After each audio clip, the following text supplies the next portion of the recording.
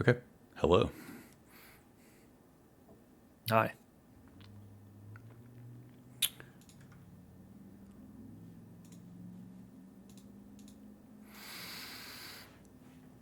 You find yourselves outside the Dawn Gleam Historical Society. It is mid-afternoon on April 10th. The sun is still high in the sky. You see someone walking down the road towards you from the east. Who is it? You don't recognize them. They're tall and wearing gray armor. It's hard to see from this far away. Are they alone? They're alone. We're currently in an alleyway, yes? You are currently where you see yourself on the map. You're sort of in between buildings. This is an outdoor road that connects some of the buildings here in Dawn Gleam. This is a low traffic road. People don't go through here very much. Okay. Does everybody see this man? He makes no effort to hide himself, and as you see him, each of you naturally connects with each other via eye contact. And if you did not see him, you now know that someone is coming. How does his armor compare to the armor of the guards that we saw earlier? It looks similar. Perhaps while it would not match, perhaps a similar make, a similar thematic essence. Act natural. I would like to stand at the front of the group, arms akimbo, waiting to receive this gentleman. Better move yourself there because he is walking towards you. He seems to be moving with great purpose, and while he looks unarmed, there's something in his right hand. Something in my right hand, too, my staff.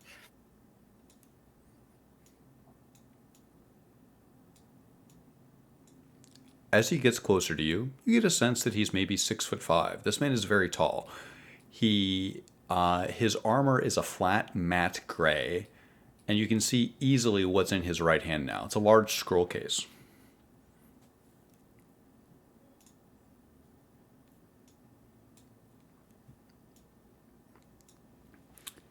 He approaches you, Cherny Fang. Messenger from Agma?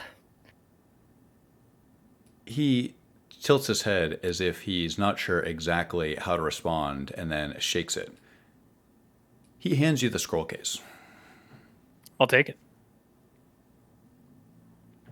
He gives you a nod, certainly not a bow, and turns and walks back the way that he came.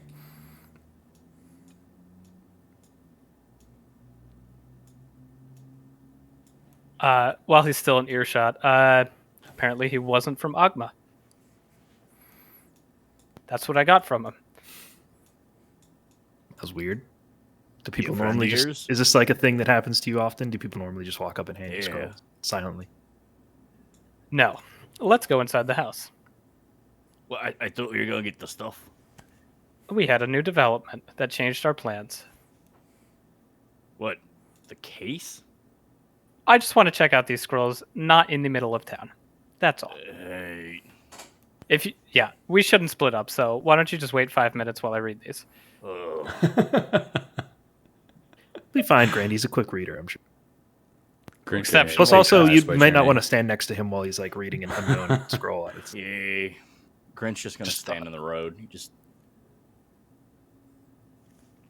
I'll sigh, pick up this chair, dust off a little area for myself, sit in the chair, and open the scroll case. It was tightly sealed, but it doesn't seem like it's been sealed for very long. The air inside feels very fresh, and there is a single, almost oversized scroll within. I'd like to inspect it before I unfurl it. What are you inspecting it for? Is there a wax seal on it? Does it look like a magical scroll? How would you determine if it was a magical scroll? There is a wax seal. Well, then I would probably direct my attention to that. Whose signet rings sealed this thing? Ray Poitier. Okay. Then I'll just clip my finger under the wax, open it up, and unceremoniously unfurl it on the table. You do so.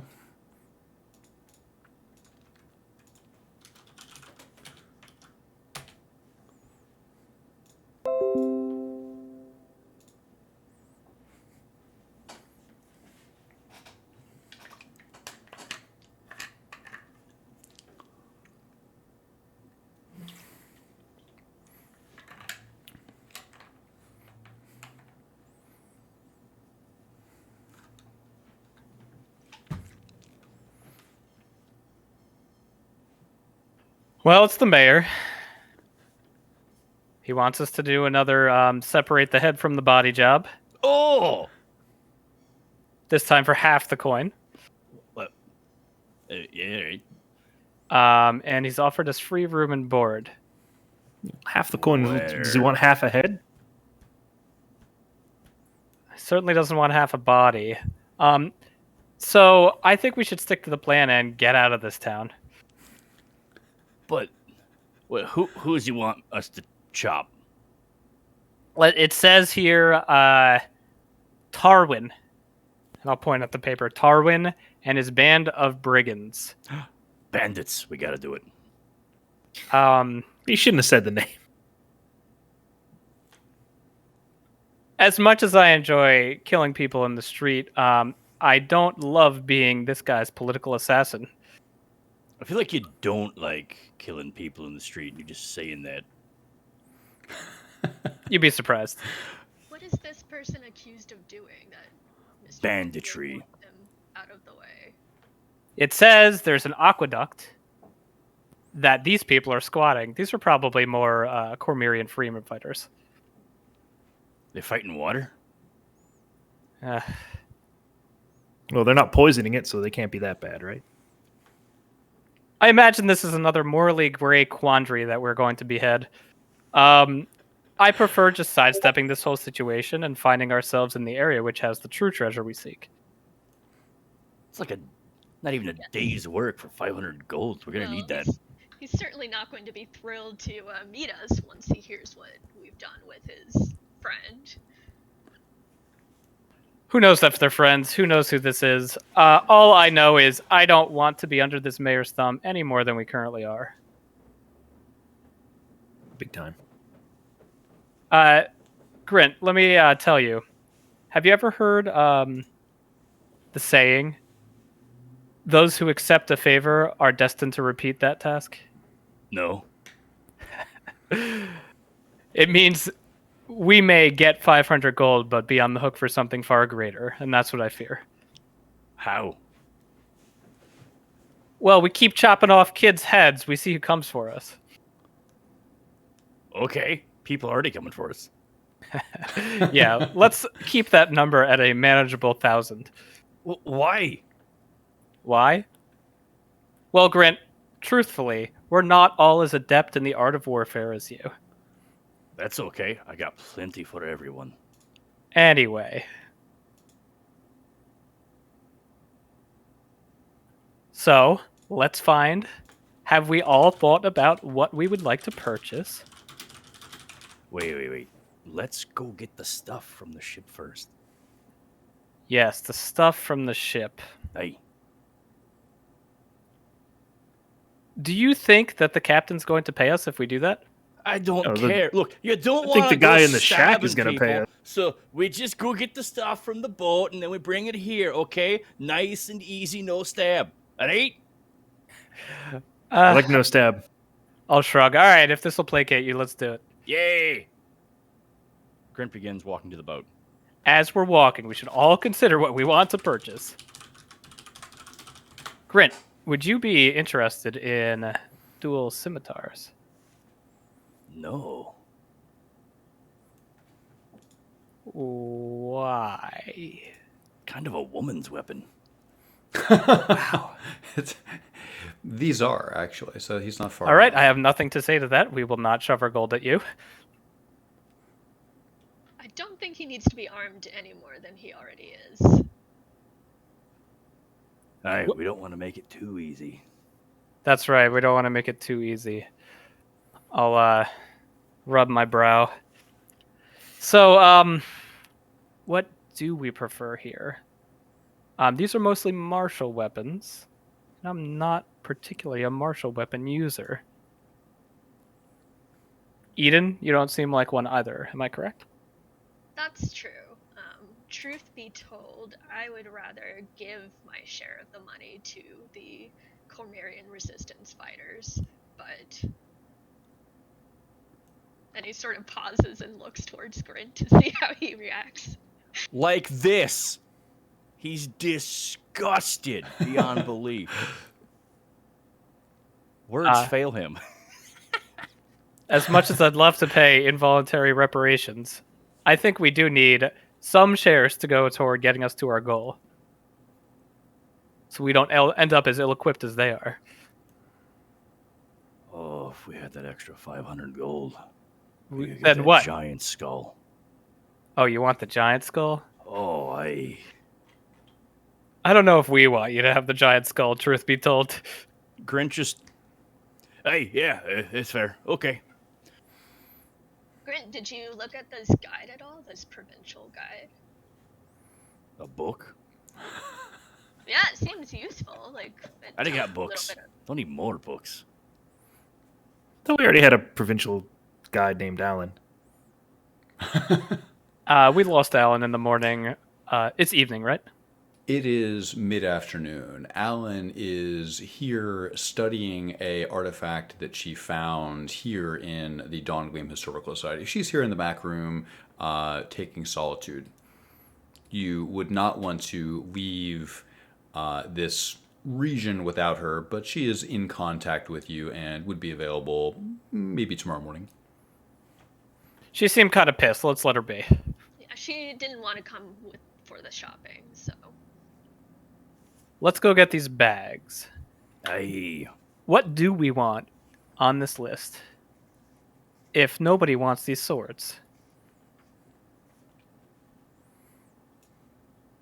Well...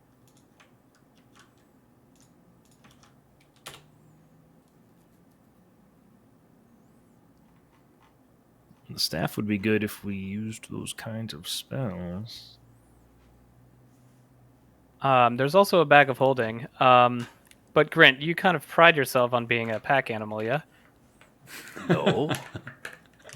You seem to love to carry stuff. That's what we're about to do now. I like to lift stuff, but then put it back down. Ah, okay, got it.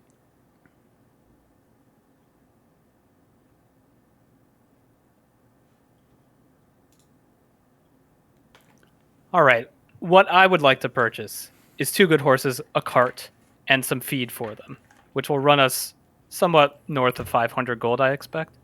Correct. Getting 2 horses and a cart, which would expand your carrying capacity. However, you will have to feed them, and it will restrict you to traveling on well-traveled roads, or certainly roads with conditions that allow it. In total, it'll run you 550 gold. Okay. Then I would probably be okay with spending the rest of the gold on both provisions and 1 or 2 of these meager artifacts.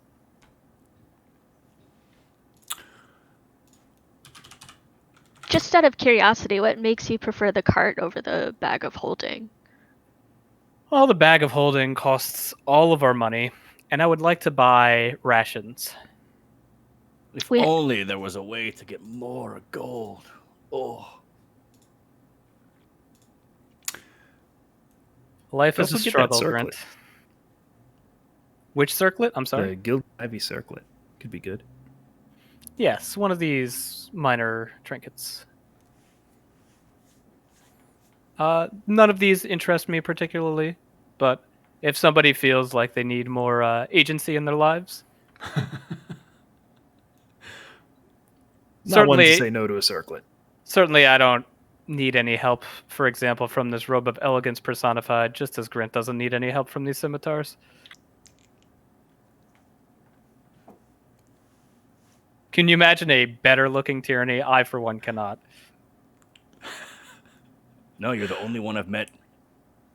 Maybe we could sell that necklace while we're in the market. Unfortunately, that's off the market. let's go to the boat. Okay. Two things. One, ensure that in the manifest your gold total has been updated. If you took your split, you have 200 gold that you should have accounted for on here.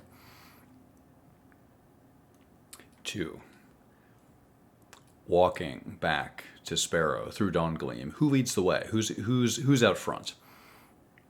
It's going to be Grint. This is his idea.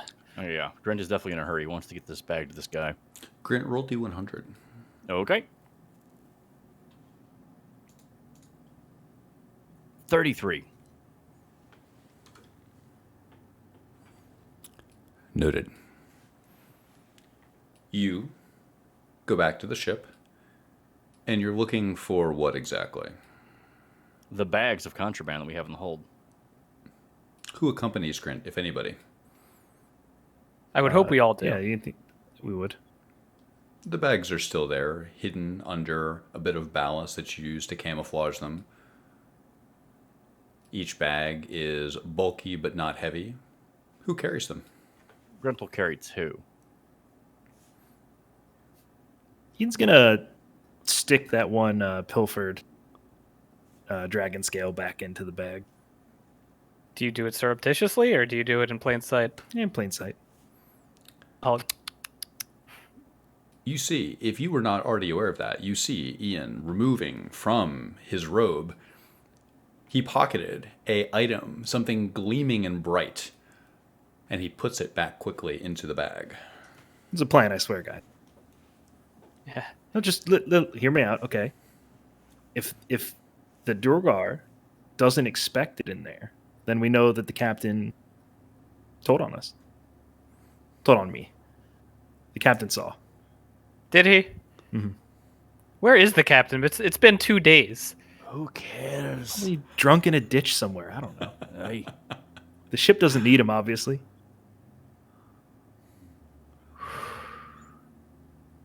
Okay, it doesn't matter where the captain is. Finding a new navigator. That's probably Yeah, finding a new navigator. Or a new band of adventurers to go kill. Let's bring this over to his evil dwarf friend. Oi. I didn't say you. I know, but you assume. Why's he gotta be evil? Because he's trading in contraband. Well, how you know that? Oh, this is definitely contraband. Right, but I mean, like, he just working the folder too. Okay. I think it's a fair, just in the future, I think fair bet to assume anybody that has a secret lair, probably evil. Wow. So those guys up on the hill, they had like a secret camp. They evil too. It's not really a lair. Oh, so now we're Gotta- Well, then what's a lair? We'll have you teach philosophy at the school, okay? Now let's Okay. take these bags from point A to point B and move on with our stupid lives, okay? That ain't racist. I didn't say it was a dwarf thing. That was tyranny. That was all tyranny. You little weasel. You trek back toward the Dawngleam Historical Society, where you know a Dwergar smith has set up his lair inside one of the exhibits.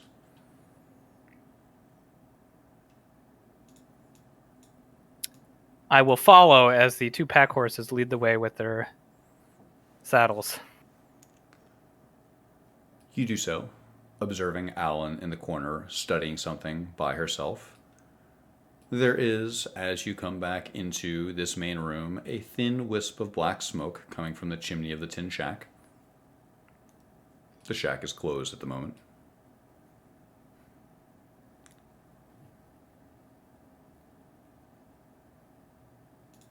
Oh, well, Grint's gonna knock on the door this time. You do so. Grint Cromwell, your manners evolve considerably as you knock on the door. Okay, I didn't know there was actually anybody in there the first time. A moment later, a familiar figure emerges at the door. It is the Dwergar peering up at you. He is standing at waist height, as apparently he is able to get down a bit to work on the forge. He looks dirty, as there is soot and grime covering his brow. He looks like he was considering using the gift shop line again, but he recognizes you and says, "Sirs." We got the stuff. So Barrick wasn't lying About what? about having these. Incredible. What are they?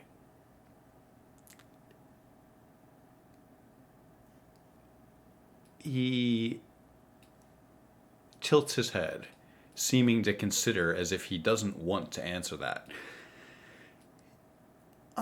These are armor components. Oh. I'm going to make them into the finest suit of armor that you've ever seen. Really? For who? I was making it for Barrick. Are you here in his stead? Yes. Yeah, we'll deliver it to him. Roll deception.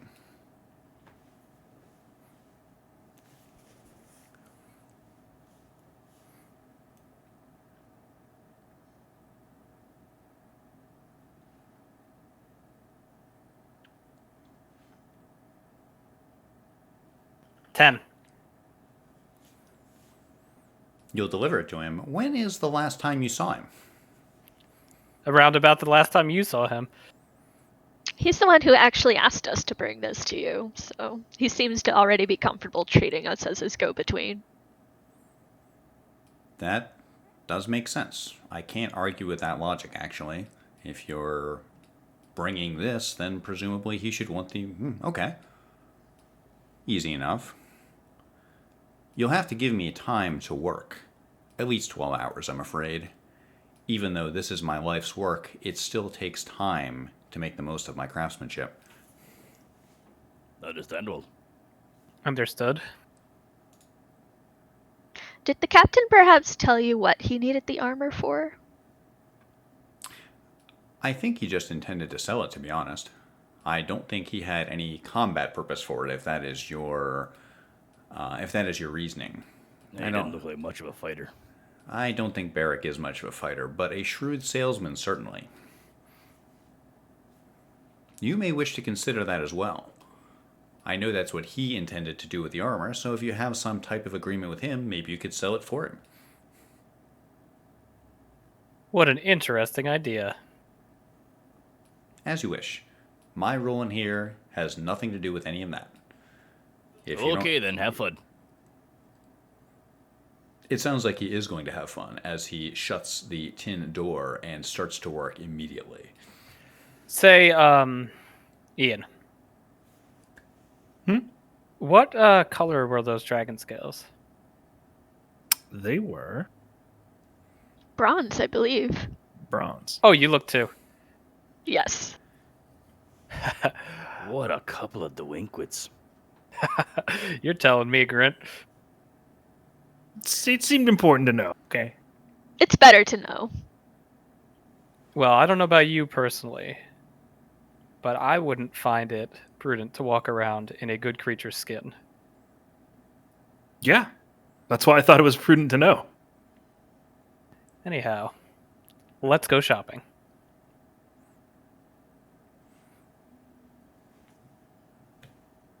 Let's go. So, I will take a poll of the remaining people here.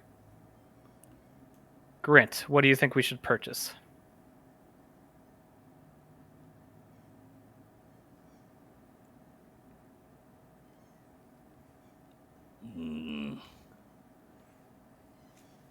I don't know. Honest but fair. Ian? I agree. I think the horses are a good idea. I don't want to walk the whole way there. And also, if we're just throwing stuff around, I would use that circlet.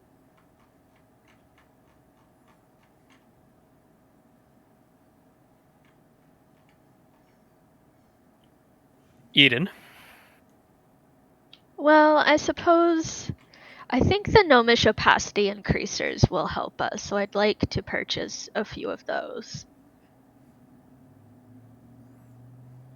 Okay, we can accomplish all of that.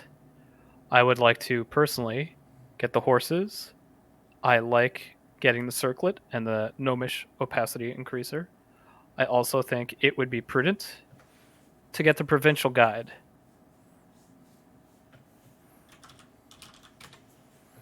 Just don't tell Alan about that one.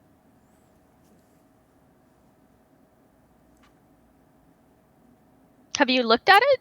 The language is so simple. It like puts you to sleep to read it. Oh no, I haven't even looked. Well, regardless, let's go and purchase these items. So you are at the Dongling Bazaar. You are purchasing the following things. You are purchasing. Give me a list, and then we're gonna count the gold together. Okay, I'm gonna write it in the Discord chat. Sounds good. People can correct me as they see fit.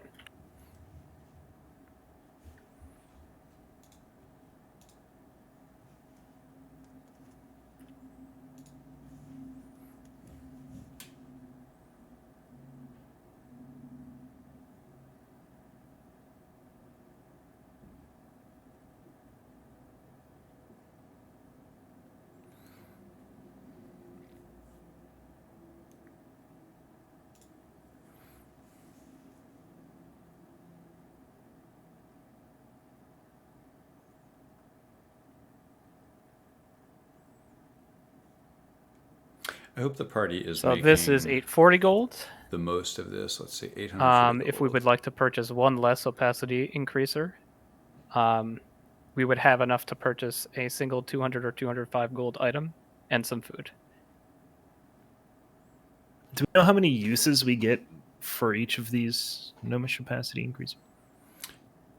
You get one use. A gnomish opacity increaser can be used once in a room to illuminate things that may be missed by the untrained eye, such as tripwires.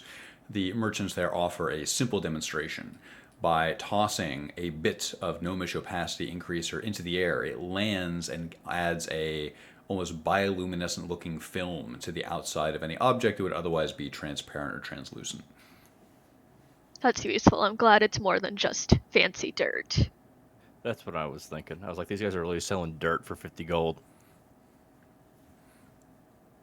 After observing the demonstration, you see that this would be invaluable at detecting something like a trap. Should we get rations as well? I hope so. I would like to get enough rations to take us there for several days. How far do we think this is on the map? Maybe 3 days ride? 2 days ride? You are able to understand, based on a number of conversations you have had and a general understanding of the area, that it would be 2 days to walk, 1 day to ride. Okay. So it sounds like we should get roughly 5 days of rations for the whole group, maybe 4. So 4 times 5, we're looking at 20 gold here. 3 gold apiece, I think. 3 gold apiece, so that's 60 gold. For 20 iron rations. Yes, Which would put you at 900. that's what I have. And we could just bank the rest. Something else here I care about. Unless somebody would like to punish themselves with its chain of Loviatar. Not my thing. Maybe a Grint thing. I'll spend 3 of my own, 1 of my own gold to buy myself a pack of cigarettes. You do so. Let's source the rest of this gold while we're doing that. And then let's hand out some of these items. So you will need 901 gold. That 1 gold has been accounted for from Tyranny Fang. The other 900 gold, where will you get it? Who's going to chip in how much? I propose we chip in all the same amount, Yeah. which is 180 gold per. Sounds good. In Alan's stead, she would agree with this, I feel. You deduct 180 gold apiece. Make sure that your gold totals are correct.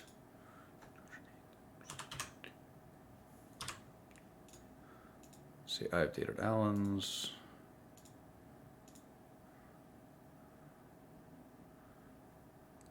I see everyone updated it. Thank you. Let's go through the items that you just purchased and who is going to get them. So 500. Nobody. I'll take the circlet if nobody opposes it. I think you could use getting a little wiser. Oh yeah.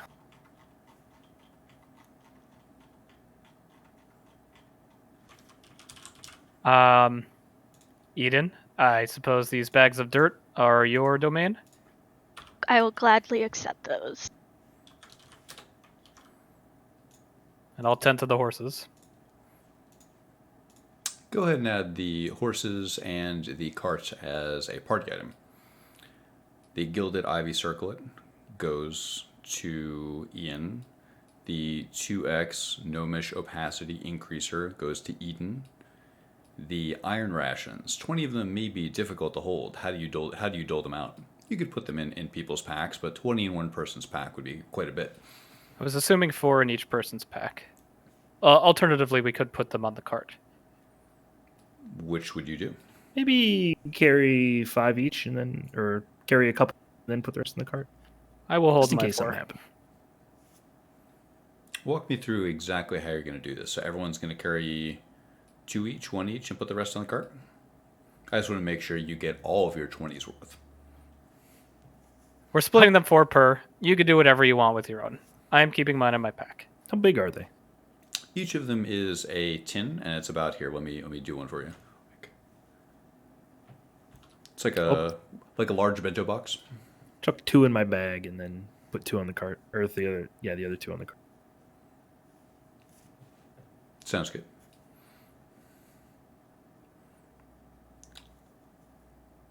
Have you concluded your activities for now at the Dawn Gleam Bazaar? I think so. Is there any funny business happening in the bazaar while we're there? An excellent question. Describe funny business to me. I saw the slave trade at night. I am looking toward that booth to see where people are. I saw 2 conspicuous, signated guards. I am looking for something similar. You look at the corner of the Dawn Gleam Bazaar, where you saw slavers setting up their wares at night. Here, during the day, you can see evidence of the trade. There are manacles threateningly affixed to the walls. There's no one there now, and the booth looks oddly empty. There's no one guarding it because there's nothing to guard. You notice that locals, trading primarily in the sundries of the market, tend to avoid that portion.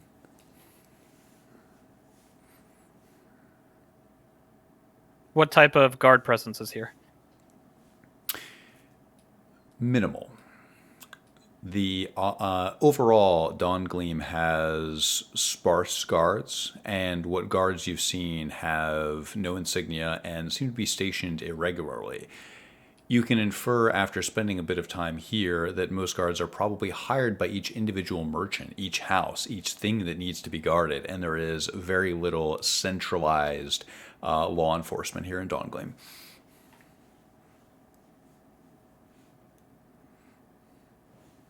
Okay. Well, with that, we'll make it back to with our horse and cart in tow. I would like to make it back to the Historical Society. Sounds reasonable. You find yourself quickly using this as a base of operations. Feel free to move yourself as you see fit, depending on how you'd like to use this space. I would like to lash the horses to something around the house. Can you describe the horses to me? Are they war horses, draft horses, carrying horses?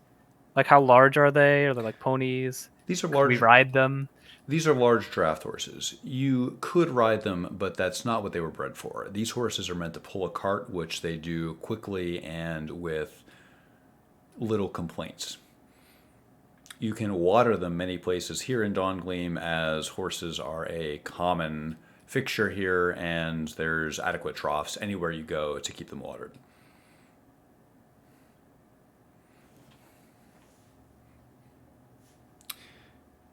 The horses themselves, 2 draft horses of Cormyr, if you were picking them out, Tierney, what describe to me the horses that you'd look for? Horses that look durable, like they can survive a night or two if something got sketchy. So, like a Palmino, I guess. What if you had to... Would you pick an older horse that looks a bit steady, or a younger horse that looks like it has a little bit more life left in its bones? I would pick a horse that wouldn't run when somebody cast a spell. I guess that means an older horse.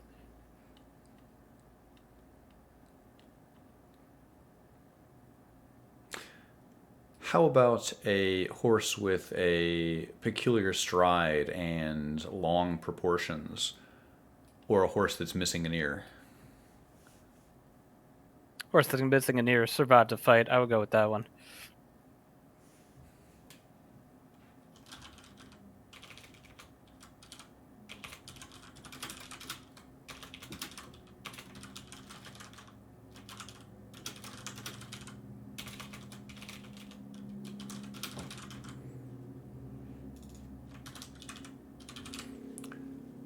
You find yourself with 2 horses. You have a sturdy old Palomino and a war-torn gray horse. Sounds good.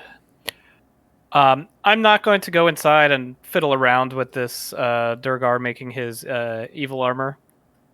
Instead, I'm going to tend to the horses and see what my party does. Because effectively, I'm just waiting for them, ready to get out of here.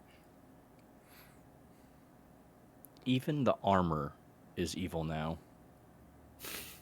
I'm just saying, it's very narrow-minded. I am an elf. Wow, what is that supposed to mean? Elves are narrow-minded. Grint, you do grow tiresome, I think, of the ethical inflexibilities here.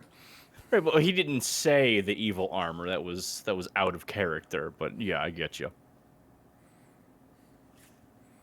But these are real feelings. These are in character things that you feel certainly. Yes. Mm-hmm. You have a brief discussion about the morality of what you're doing as you see more smoke coming from the furnace. Whatever the Dwargar Smith is doing seems to be increasing in pace. Nice.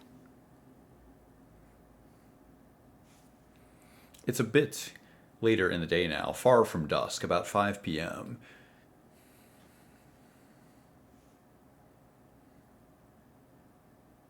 Does anybody else want to do anything particular? I'm just biding my time out here. Hey, want to go stab that guy? I think I'm good to hit the road. Maybe, not near the aquifer. Aqueduct? Aqueduct. Hi, No, we Eden? should stay here till he's done with the armor, at least. Well, is our plan to travel overnight, or are we essentially going to leave and then have to make camp shortly? Because if that's the case, should we not look for lodgings? Just stay Safer here. lodgings? Yeah. We could stay here. We also have been given free lodgings by the mayor that I would prefer not to avail myself of. Oh, what lodgings are those? Just out of curiosity. It said in his missive, it says here the Black Steed, which sounds like a totally above-board establishment that I would love to be a proprietor of. Oh, so let's go then. Maybe we should avoid it just because of the mayor, but the guard I talked to did suggest it. He did. Yeah, he said it was. Yeah, I asked him decent place to stay. That's what he said. It didn't seem like he was bullshitting me. Ah, good judge of character, Ian, as usual. Maybe we should make our way over there. Thank you. Yeah, it might be worth meeting some more people while we wait for Alan to finish her research. I got to admit, I grow bored just standing around doing nothing. I mean, what's the worst that could happen? We could not stab a guy. Well, so far, each time we've gone to a tavern, we've either stabbed a guy or been close to stabbing a guy. So I think you the got pretty good odds. last time we Ooh. were in a tavern, I recall you not stabbing a guy, Grint. Yeah, you guys had him outnumbered. It's ridiculous. Talk about overkill. Well, hey, you know what? Never mind. I'm not going to say it because you'll. Bastion of morality. What are you gonna say? Let's just go. Yeah, let's go. Okay.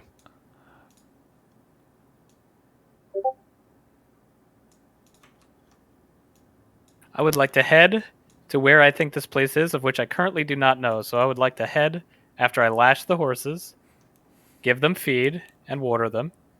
And I would also like to water myself before I go to the tavern. I would like to, go into town and try and intuit where this place is by asking folk. You are able to, given your ability to extract the most common truth from a stranger, the location of this establishment. It's on the eastern side of Dongleam. It overlooks the bay, and people tell you it has a rather pretty view, although it's a rather small place. You find yourselves somewhere new.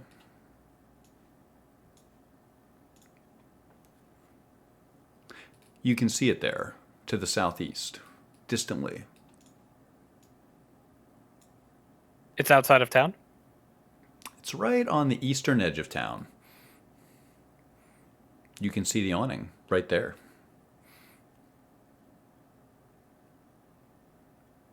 As you get closer, you get a bit more of the building. You can see around it. There's a front door on the northern edge.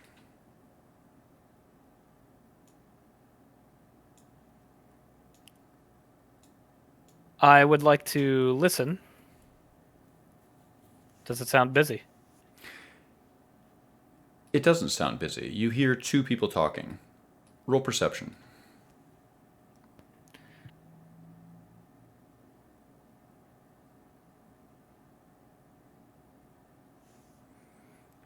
$22.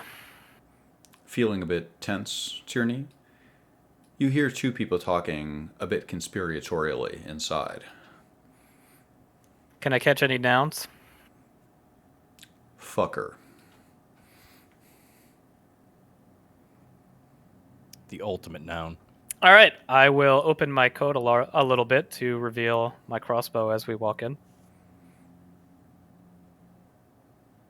You avail yourself with a threatening aura as you walk through the front door.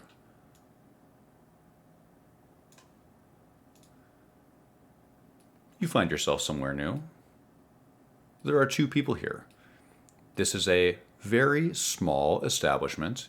You quickly realize there is no kitchen. This is not a tavern as much as a bar. There are barrels of ale behind the counter, but little here in the way of food. The two people here there is a dour-looking, dark-skinned elven barmaid, and there is a older man behind the bar wearing a wide-brimmed cap. Both of them look at you with disdain as you enter. The man behind the bar says, the heroes. Our reputation precedes us. I'd like to take a peek. Is there an upstairs area in this establishment? There are stairs on the back wall. Ah, those are stairs. Got it. As you glance toward the stairs, the barkeep says, yes, please. Come in and make yourself at home. What's your name, good friend? Peter. My name is Peter. You don't sound very excited about your personage. No, I'm very excited. I'm excited to have you here. I'm excited that you have chosen my establishment to extort and generally disrespect with your presence. Ah, yes, disrespect. The most basic currency of humans and half-elves everywhere. As you say this, the barmaid sarcastically curtsies. I'd like to take a small bow and say, "Milady." She furrows her brow and doesn't respond. She looks livid. I'm bowled over by your welcome here. What is it that you serve here? Whatever it is that you want. Please, Sorry, take your run of the place. If you want, you can knock chairs and tables over. Whatever you need, really. Can we back up to extortion? Where is that coming from? Sure. Yes.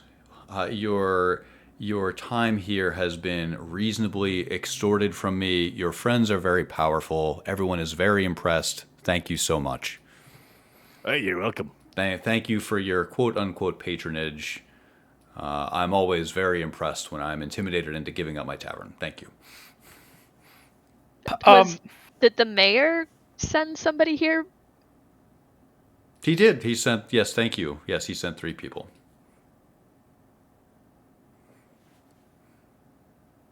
So, ale, you said? Absolutely. And I'll slide a gold piece across the counter.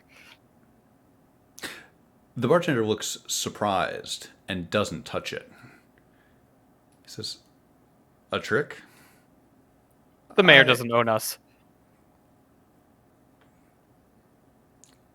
Prove it. I will tap the coin and let it go. He considers it and greedily pockets it. It seems to improve his demeanor a bit. Moments later, the barmaid brings you an excess of tankards of ale. Even though there's only 4 of you, she brought 6. Each of them looks sloshy and overfilled. Is this the local brew? What do you call it? It's the house brew. Around here, we usually call it black beer, even though it's not so black. I'm going to take a whiff of it. How does it smell? Malty. Deep brown. It smells like an imperial ale. It smells like a hangover. I'm going to slide some over to Grint. And then I'm going to throw an eyebrow to Ian and Eden.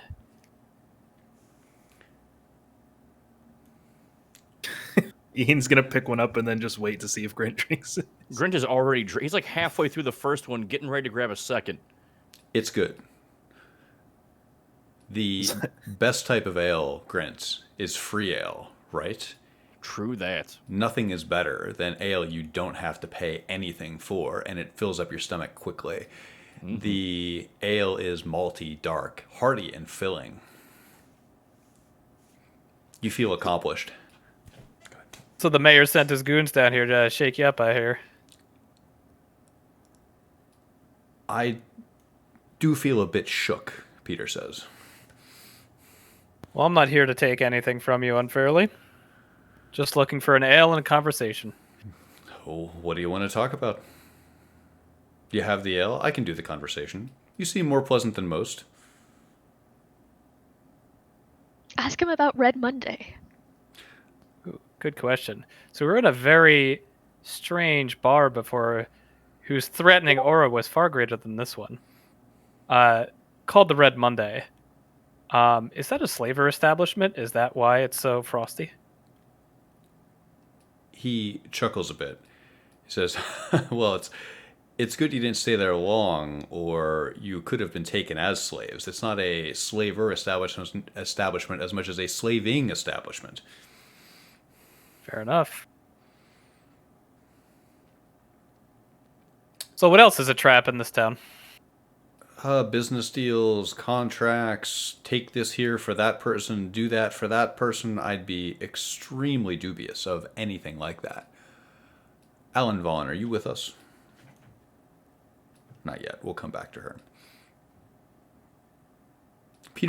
Peter warns you about the nature of all commercial transactions here in the city of Dawngleam. Does this establishment predate the sacking of this city? This establishment? He points at the ground. It does.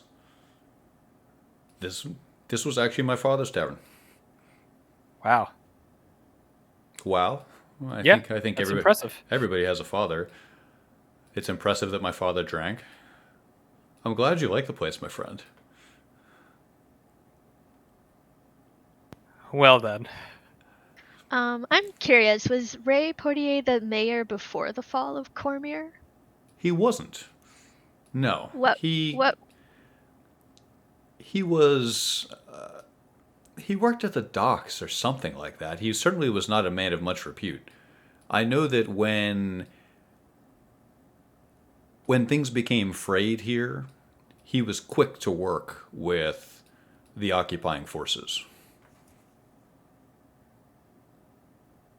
How old does Peter look? Old, mid 60s perhaps. His barmaid looks young, but she's an elf, so it's a little bit more difficult to discern age. I'll turn my attention to her. What's going on with her? She looks bored. She has dark olive skin. She is tall and lanky. She seems to regard the party with a frosty disposition.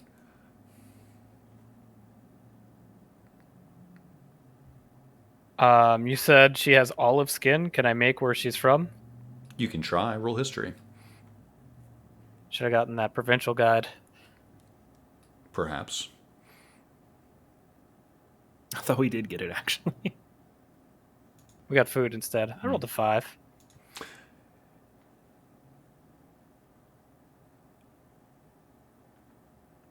You can tell she's not from the Cormant there.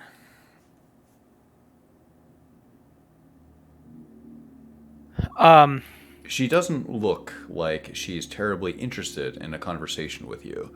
Peter, on the other hand, offered you a conversation. She seems to have a significantly more closed disposition. You're not sure exactly why, but as you try to size her up and potentially ask, "Where are you from?" you can tell she's not interested.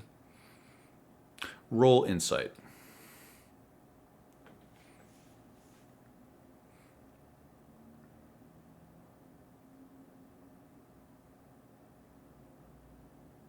Eight. You sense an admirable chip on her shoulder. Grint, you just finished your first tankard of ale. It tasted good. There's 5 more sitting there. Yeah, he takes a second one and sits down at the table. You do so. You've been drinking quite a bit today. Yes, my third one? You're starting to feel a bit slowed down. Well, there was a fight in the middle there. It helped. You were invigorated by the combat. Here you sit, drinking ale yet again. Ian's gonna slowly drink one if Grint doesn't keel over after drinking it. How do you feel, Grint? Fantastic. Does Ian like dark beer? Sure, why not? It pleases him then. Not poisoned. Nice. No poison, as far as you can tell, and it seems to be a unique value proposition. You don't remember the last time you drank in a tavern for free.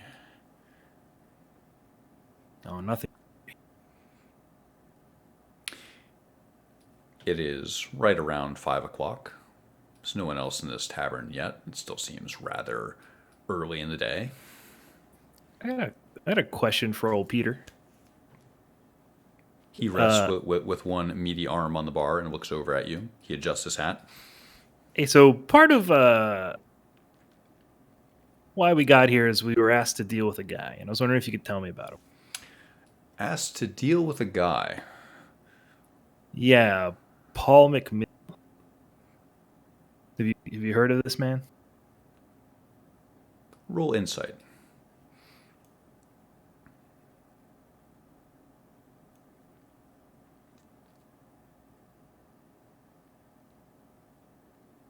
$13.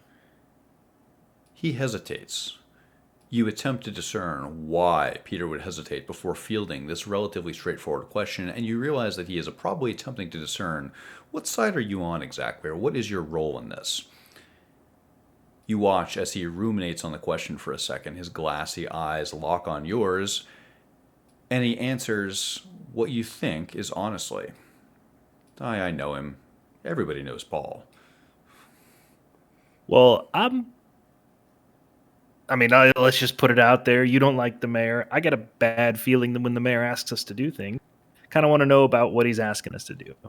So I was kind of curious about this guy. He also has questions about an elf named Tarwin. He calls them bandits. Are they bandits? Interesting. Tarwin. I haven't heard that name.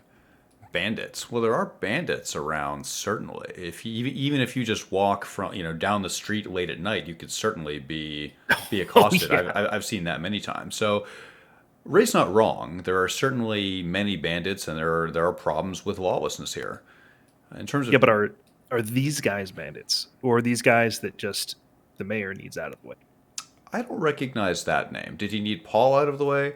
I would say so. Paul did not have the greatest feelings for Ray.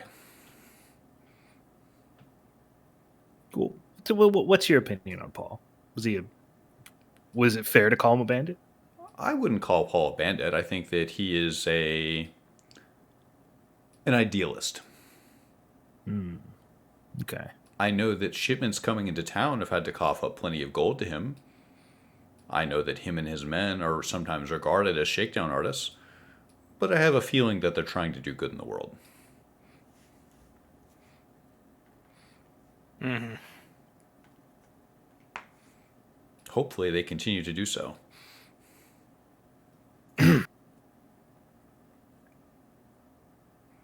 You could have hopefully. You could have worse allies in this world than Paul.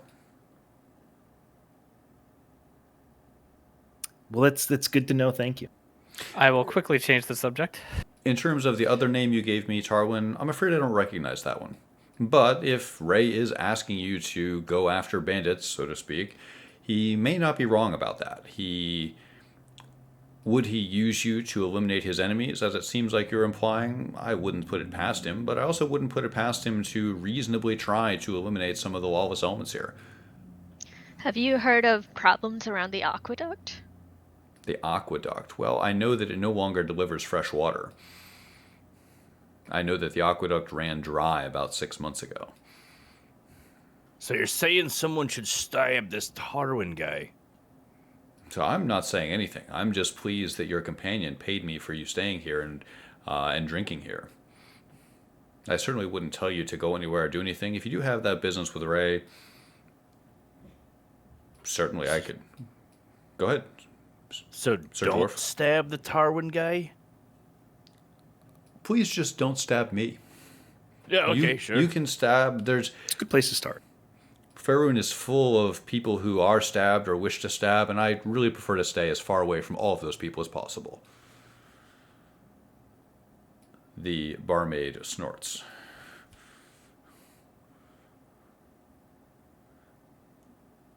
I'll turn to look at her and say, "What's your deal?" She answers in a melodious tone, "I don't have a deal. Thank you, though. Oh, you don't play It's cards? a pleasure." When you say this, she rolls her eyes and walks away from you.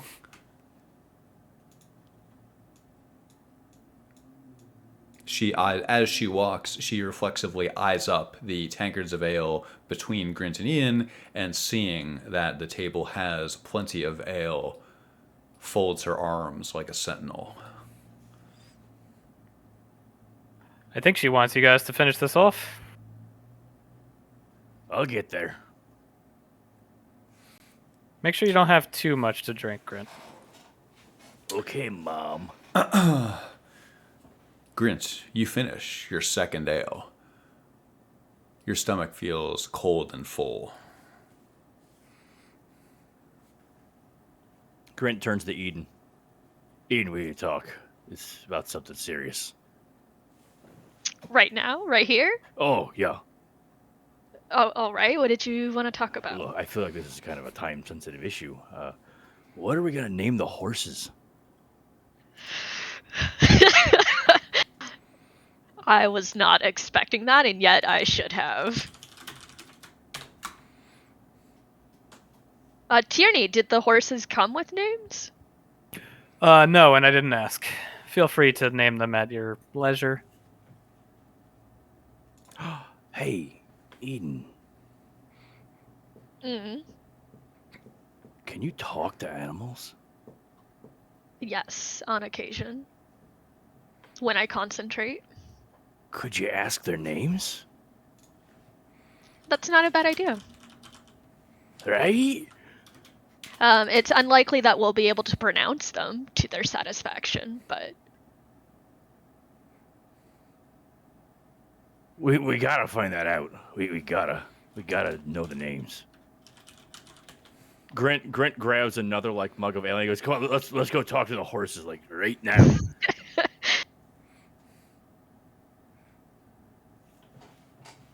all right. Grin, are you just hoping to get like mugged on the way? Are you just looking for an excuse? I think that's what you're doing. You aren't think the horses are gonna mug me? No, I I'd think like some- to see him try. somebody seeing a drunk dwarf walk across town's probably gonna mug. Yeah, I doubt that. Want to bet? Have you ever tried to mug a drunk dwarf? No, Would you try? I wouldn't try to mug anybody, but I think a lot of people around here. All right, let's go find those horses.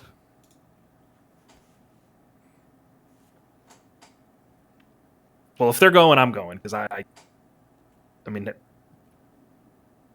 You're being led by a stumbling Grinkramo, is that correct? Grint stumbles out, and somehow he has the gravitas to get you to follow him. Is that correct?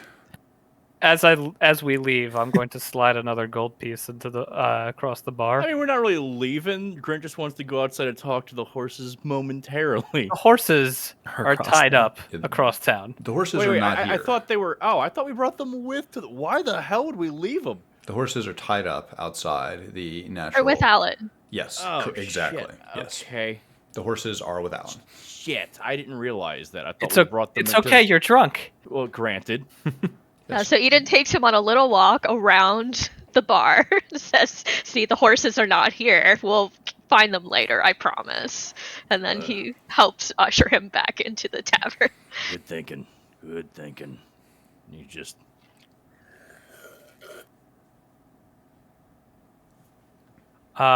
Maybe it is time we left. or slept. Yes. I'm going to slide a gold piece across the bar and say, Peter, I trust this covers us in more ways than one. He nods appreciatively and says, "Consider yourself covered. Thank you for your generosity. It was unexpected and appreciated." We need to go see a man about a horse. Oh, yeah, see. Oh, okay. The party travels somewhere, is that correct? I'm going to inform Peter we're not going to be staying at his tavern tonight, so he can rent it out to somebody else. You do so. He looks appreciative. He seems to be glad that he doesn't have to follow the mayor's instructions. Yep. Then Grit, lead the way. No. No. No, you go. I'm going to sigh and say, Alan, You mean Eden? Or Ian? Eden. So I'm so sorry. I'm so Just sorry. go down the list of Just all these vowel names. All right. Eden takes point and helps navigate back towards the historical society where they have left the horses to be fed. You do so. Outside, you see two horses. They are ostensibly yours. You are back on this.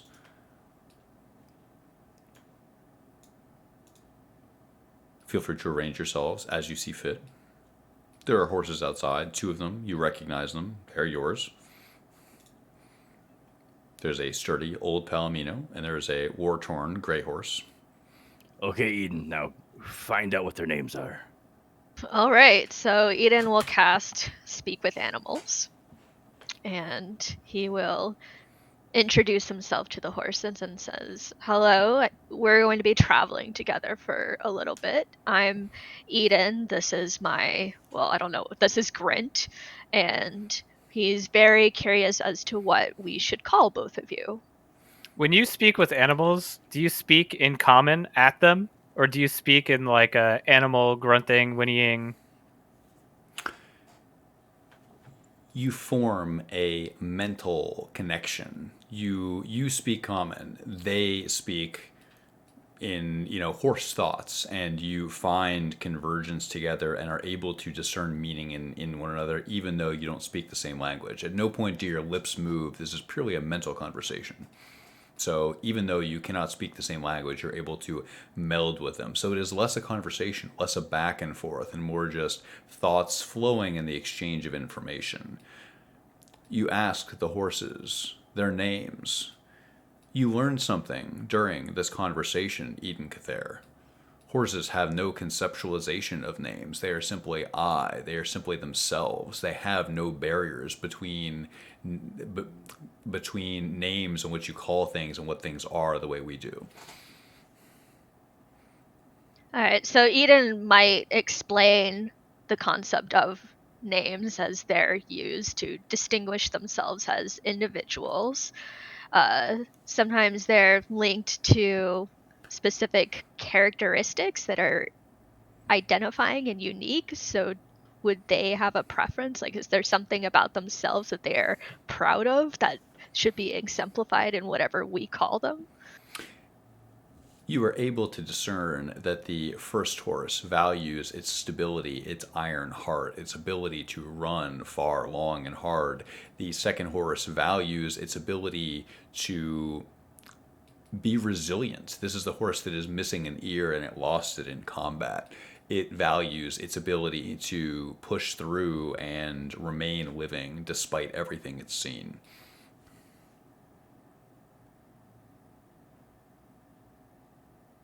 All right, so Eden will turn back to Grint and say they don't have names for themselves, as they often do not, but one of them feels like they're proud of their iron heart, and the other one feels resilient. They both feel like warriors, for what it's worth. Oh. So you're saying we should get them weapons? I believe they already have weapons if you look at their feet.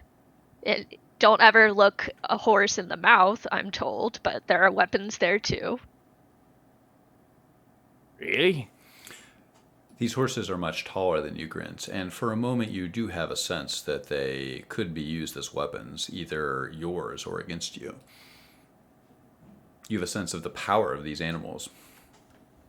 Saw a guy get kicked by a horse once. He forgot how to talk. Ugh.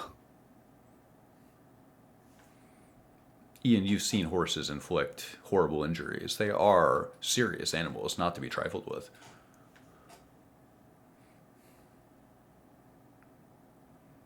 So what are we gonna name them? I'm gonna sigh and walk away. How about Billy and Apples? Okay. Those are All right, good job, terrible guys. We did it. Well, I can't talk to them. You throw something out there. Yeah, I mean, at least he has an answer. Like, what were you gonna call him? All right, that's fair. I mean, at least you did have an answer. I'm still thinking about it. Name them, and then now we're gonna feel way worse when we inevitably lose them. I love Eden's. That's terrible. Oh, that's fucked. God, that's awful. We never lose them. We got That's so them on funny. ropes.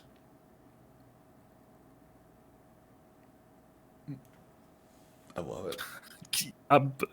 Yeah, I'm glad you're optimistic.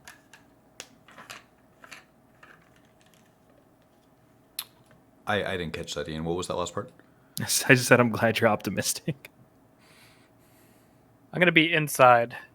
I'm gonna be surveying whether the dwarf is done making our suit of pure evil. You detect the presence of something terribly evil occurring, more like an evil event than an evil presence or item. This is an evil happening. This is an act of evil. You sense that this act is still occurring. It is the midst of something horrible happening by your hand. As usual. He said it'd be 12 hours, so it probably won't be done until tomorrow. Hey, didn't we hear running water when we were in there? There's He's got a forge. There's a Yeah, small well, I mean- water feature that has been repurposed for his forge. Maybe that's what's happening to that aqueduct.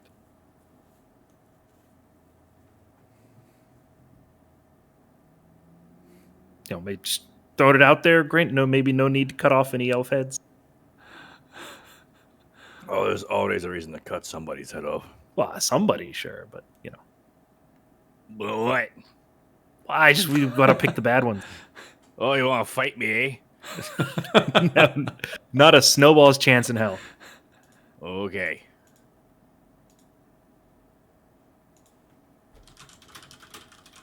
Let me know when the naming ceremony is done. Oh, we got it. Oh, we knocked that out of the park Yeah, first it try. was, belt. It was good. Just ask Grant again tomorrow. He'll remember. Grinch, roll intelligence. Can I be at disadvantage? Yes, you can. Thank you.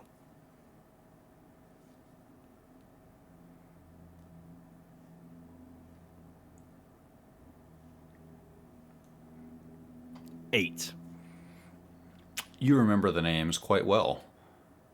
It's Appler and Crab.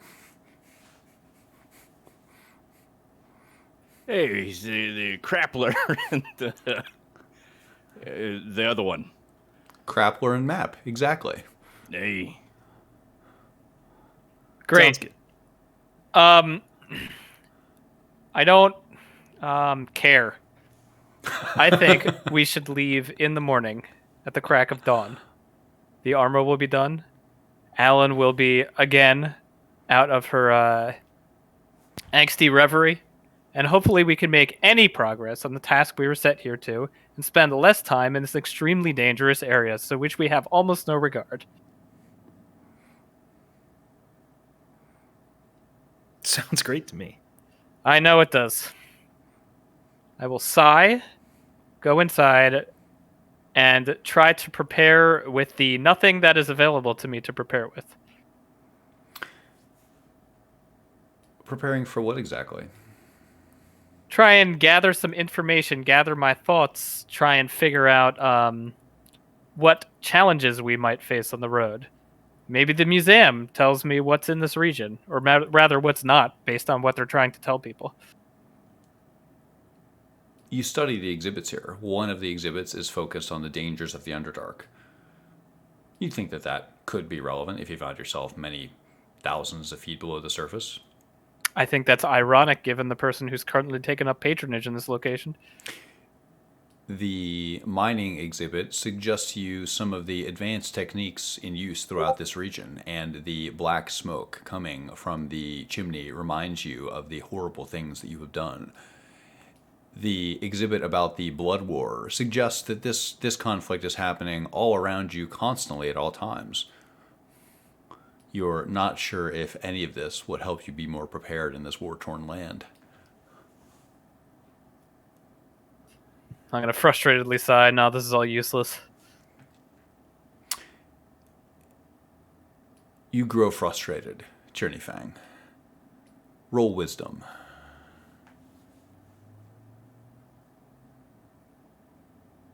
$14. Noted. It's now about 5:30 p.m. Still not dusk. Time is passing here. Alan is in a reverie, studying an object in the corner that she seems interested in keeping to herself. The smell of sulfur is heavy in the air. Outside, it's still a pleasant day.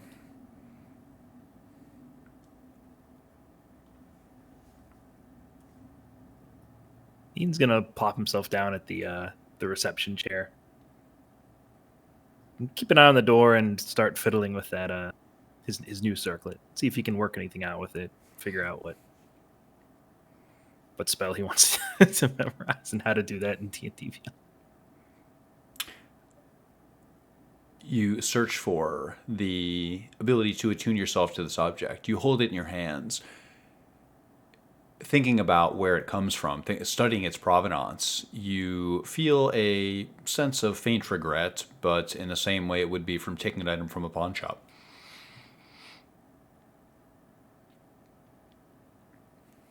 It fits nicely on your head, Ian. Excellent.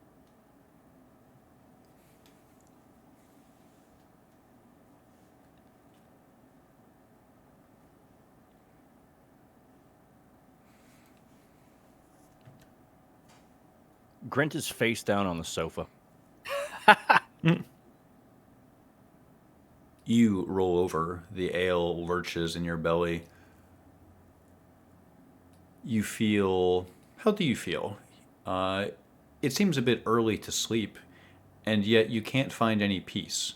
As you sit here trying to find peace and quiet, as everybody seems determined to simply let time pass, you hear Tierney, in a moment of frustration, bang on the table. There's no damage, but the sudden sound wakes you up. Ugh. Are you winning? No. Oh, I am. And Grint just like face back down on the couch again. You don't feel so good.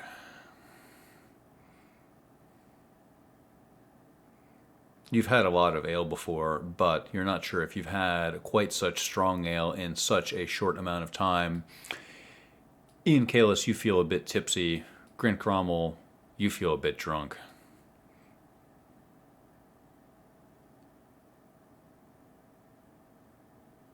So, Tierney, are you sure you don't want to spend any of this time looking into the aqueduct? We're going to have quite a bit of time before it's dark. Well, the dwarf is asleep. Let's talk about it frankly. If we go out there, this elf is going to die. When we go with Grint, you mean, because that's his only aim. Yeah, he's a tool, but a very useful tool. He has very specific purposes and uses.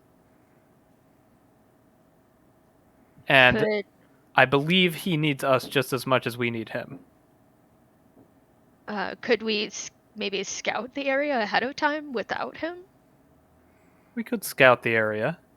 I have ways of going unnoticed, as I noticed Ian did. And I do as well. I can shapeshift into something that would pass as wildlife. Let's do it then. Alan. I hate to disturb your reverie, but can you keep an eye on the sleeping oaf? Your goal is to have Alan Vaughn keep an eye on a sleepless, drunk Grint Grommel while the three of you go and attempt to do a bit of scouting.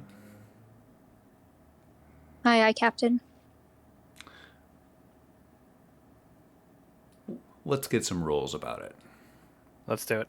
So first, Tierney, tell me more about your approach. Cast invisibility. Understood.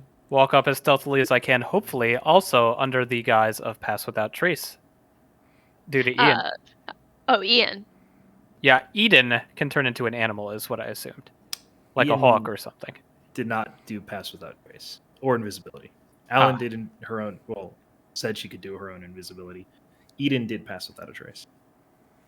And Okay. Eden's without spell slots right now. All Ian did was not run out into the road once things got... Well, we're going in as a group of 3, and probably without some of our heaviest hitters, so we should plan not to start an engagement. Maybe scouting. Can you turn into a flying beast? No, he was going to turn into a cat. Okay. Why don't we try that approach first? And if you can't get close enough, you know what? I could cast invisibility on you. Well, and I can message you to see what your progress is. Could you speak to me in cat form? Does message just require thinking? Yeah, I think I Let's still have. practice it now since it's a cantrip. And I will Okay. send a message into your brain. Can you respond to this? Can you hear me? Eden does, and excitedly chatters back at like 150 miles per hour in its head. You both Okay. You do something relatively unnerving. You transfer information instantly from one of your brains to another. It's a peculiar feeling, and you hope that the other person can't see far beyond what you're letting them see. Well, let's keep our neuroses a little better veiled as we go toward this place.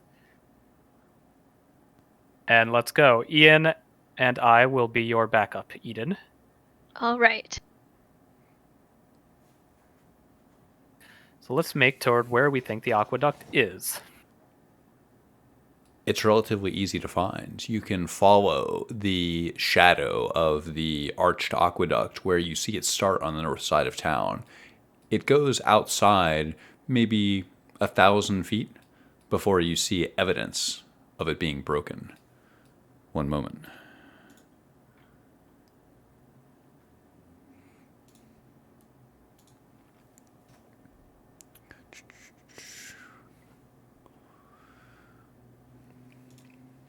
I need to find the new. There we go.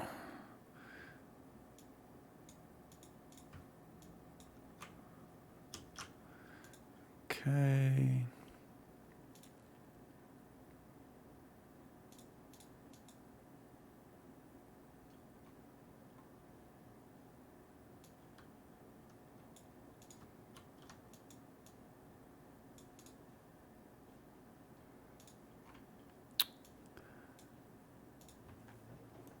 You find yourself somewhere new.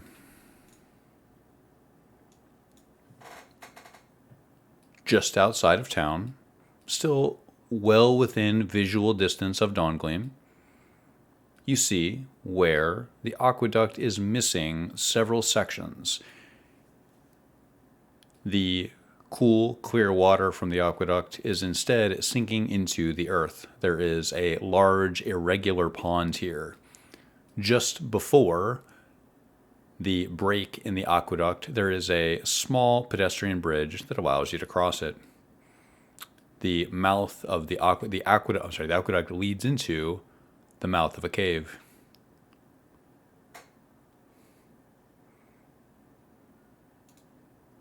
Well, I am no stonemason. This would seem to be a major project. You are unsure if this is in fact evidence of somebody attacking or otherwise attempting to limit the aqueduct. There are large pieces of masonry missing, and they do seem to be removed by something forceful. They rest still at the bottom of the water. The water looks very cool and clean. Can we approach it and look for evidence of what would have caused the damage?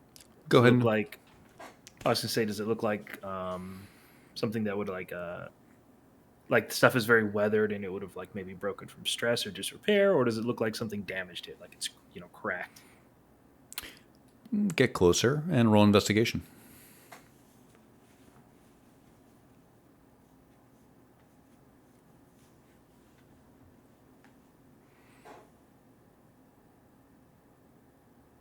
Can I sneak up to it? I don't want to just walk up to it. You can. Okay. If you do that, roll stealth. I think guess your hand was still in the piece there. Roll stealth. Yeah, before he's gonna kind of look to Tierney. I want to check that out. Should we sneak up to it? That's what we're here for.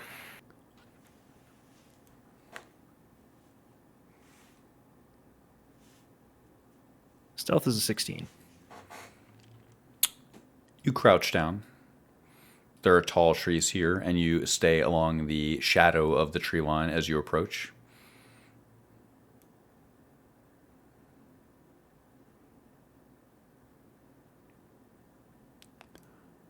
What was the resolution of that investigation roll?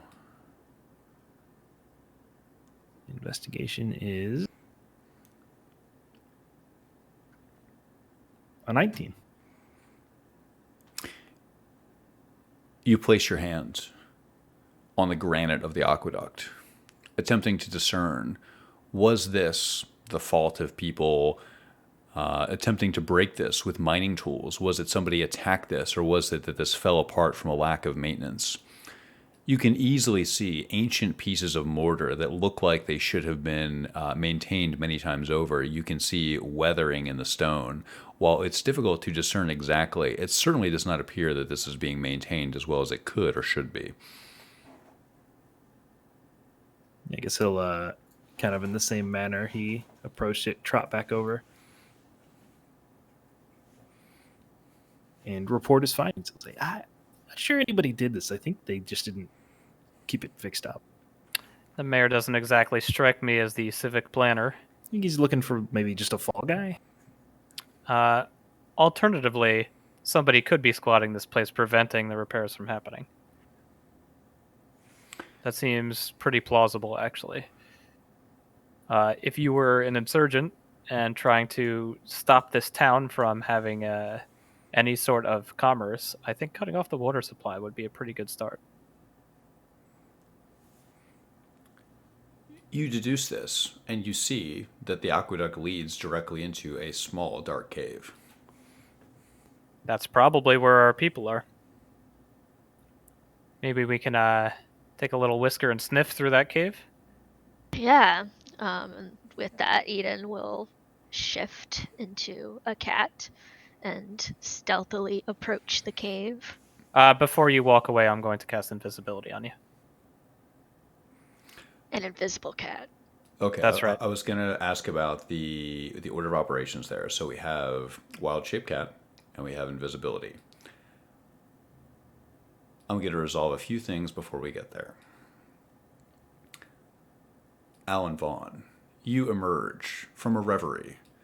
You have been studying objects in your pack and stoking your sense of frustration with the actions of some people around you. You notice that you are nearly alone in the Dawn Gleam Historical Society. There is a large letter waiting inside the foyer, and you hear Grin Grommel snoring from the couch. Eden, Tierney, and Ian, you approach this cave. Is anyone entering it except for Eden? Or how about you guys take your moves on this map here? Tierney, why don't we hide up and yeah, exactly.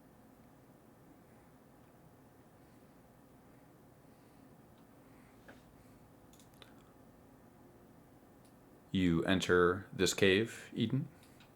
He does. You walk on small, delicate, careful, feline feet on the exposed rocks of the cave. As a cat, you can see decently well in here.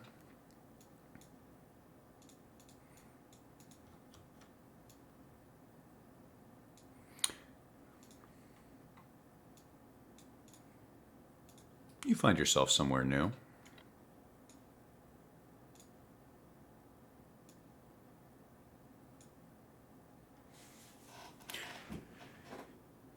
You see spring water. There is a softly bubbling spring source here. There is basic masonry set up to contain the flow of water and duct it outside of the cave. The cave goes deeper inside. Roll perception.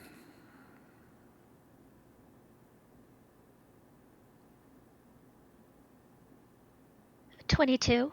Your right cat ear swivels. You just heard something move. He turns to look in the direction where he heard the movement. Even though you can see far in the darkness, that's all you can see. You think perhaps you can see movement deep in the cave, but it's difficult to discern. He will approach. Take your move.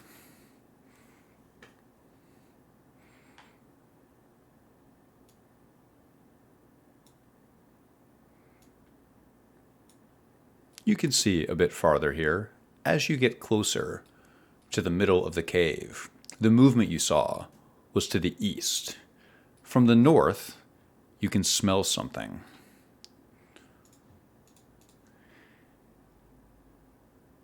You can smell the invidious tang of old urine from the north. From the east, your feline eyes can detect something you think may be bioluminescent, something distant there on the very edge of the cave. Your unnatural sense of curiosity is appealed to. Eden will continue eastwards to investigate the movement. You find a natural plateau here in the cave. There is a sweeping ramp that leads upward.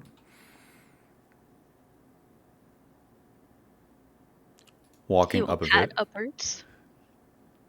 you can see something.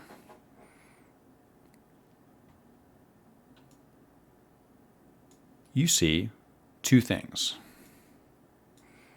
One, as you approach, you see small, luminescent flowers growing here in orange clusters. The texture of the flowers reminds you of the flesh of an orange, and they glow with a pleasant orange aura. There is a man here. He sees you approach, and he has an imperious, smug smile on his face. He has a small, efficient pack sitting by his ankle, and he's wearing snug leather armor where each fold is covered in leather leaves that have been dyed green. His skin has a faint green hue to it even here in the cave, and he smells of fresh rosemary. He sees you approach and raises an eyebrow. He starts casting a spell.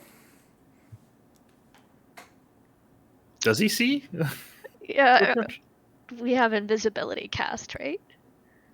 Oh, okay. Eden runs. You run. Eden does not stay to see what that spell is. You run as fast as your little legs can carry you. Roll perception. It's going to be speak with animals, isn't it? 10. Whatever the spell is, it's concluded. You're here in the darkness of the cave. It remains your turn. Your paws feel a bit cold. And he doesn't hear footsteps from the east. Okay, he'll venture north to check out the bad smell. As you get closer, you can smell it a bit. It seems like people have been staying here. There are some construction materials here. A pallet of large hewn granite stones. A few of them are missing. There's a wheelbarrow containing some of the missing stones, and there is a system here for quickly mixing mortar. More recently, it looks like people could have been living here.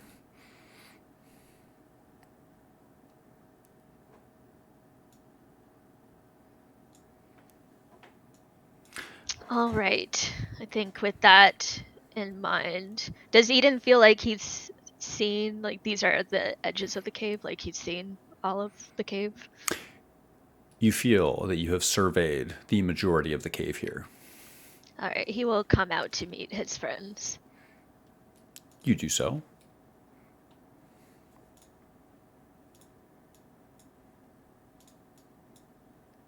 You exit the cave through the mouth.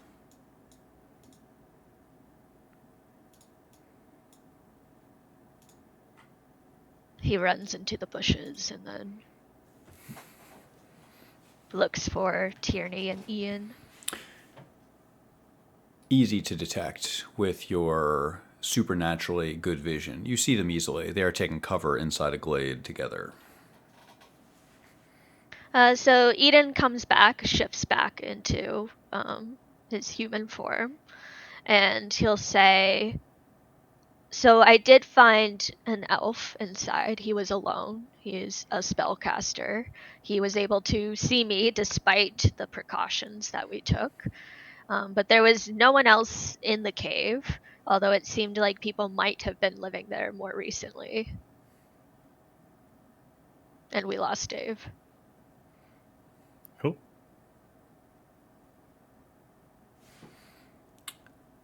You still have Ian. Well, There you go. Sorry, Discord crashed. if he could see it, sounds like we'd have to be pretty. I Careful. will immediately look around for what might have look at the wall for like a peeping hole or some other people that are scouting for him. How would he know? Just sitting in his hole, ready to cast on an invisible cat? Roll perception. Be some kind of ward or something, maybe. 25. You don't see any peephole. Ian, roll Arcana.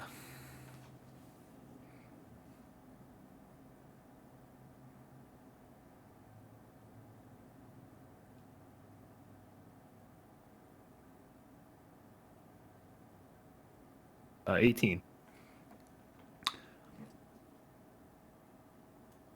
Your theory makes sense to you.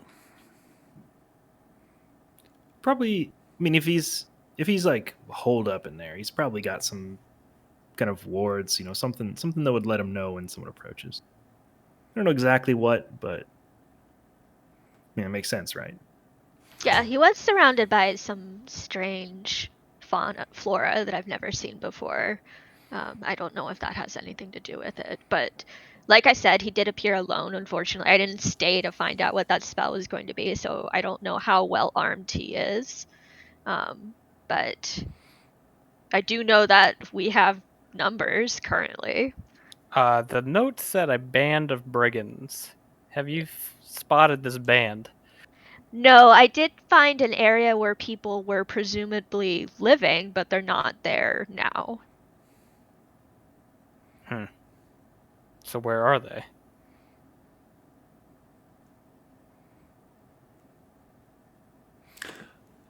Why don't we take our fiver here? Let's take our break here while you ruminate on that question. Where are they?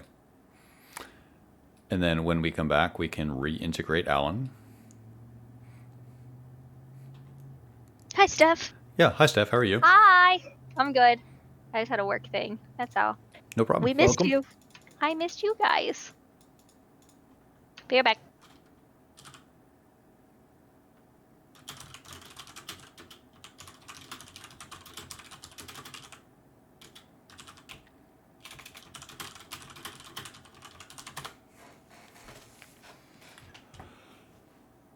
Okay.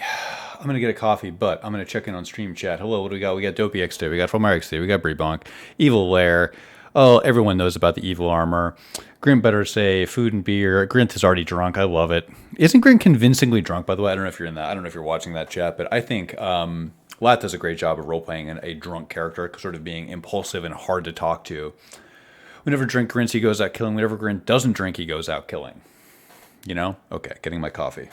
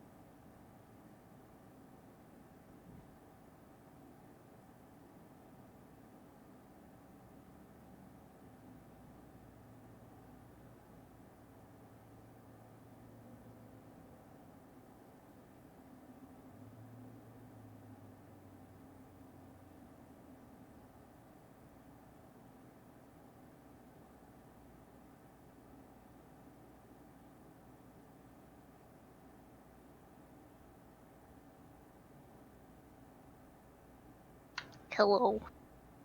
Hello. Hi. I was supposed to be at my event until 10, and then people started like going to eat and like trickling out, and I was like, bye. Oh, good. It was an in-person event.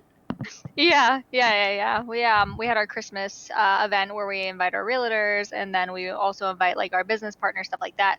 So I was talking to a bunch of the insurance guys, like one of the ones that I work with, like I refer all my clients to, and then like two of his people from his office came over, so we were all just like BSing about astrology and, Oh, good. and Okay, good. space, about astrology and space. And then they were making jokes about something, somebody about one of the guys in my office tried to be he tried to be an actor or something like that, and they were just making jokes, and they were like, yeah, there's no acting involved, he was just like a hand model. And then I was like, all right guys, I gotta go. And they were like, oh man, you guys scared her away. I was like, no, like I just gotta go. But I didn't tell anybody why. Because D&D. Because nerd shit. No, I'm so open about D&D. One of the girls in the office told me, she was like, if you do leave early, like don't say anything because it's gonna look bad. I was like, it's not gonna look bad, I have another obligation. I came for an hour and a half. It's a social obligation. Exactly. And I ate some appetizers, but I didn't end up eating dinner, and I'm like starving now, and I'm really regretting it because it was at a really fancy country club, so I'm sure the food is really good. Oh. And I just didn't even. I had a couple of like bacon wrapped scallops and some like steak teriyaki stuff, and Okay. then I just was bullshitting, and I was like, oh, it's 8:45, gotta go. You didn't take any home with you? No. I Do should you have dinner now? Or are you What? just going hungry? Oh no, like I have food at home. Okay. I'm alright. having chocolate almond milk. That's my dinner. Good. Aside from Break- appetizers. break those calories. Chocolate almond milk is to die for. Just almond milk in general is to die for. I love it.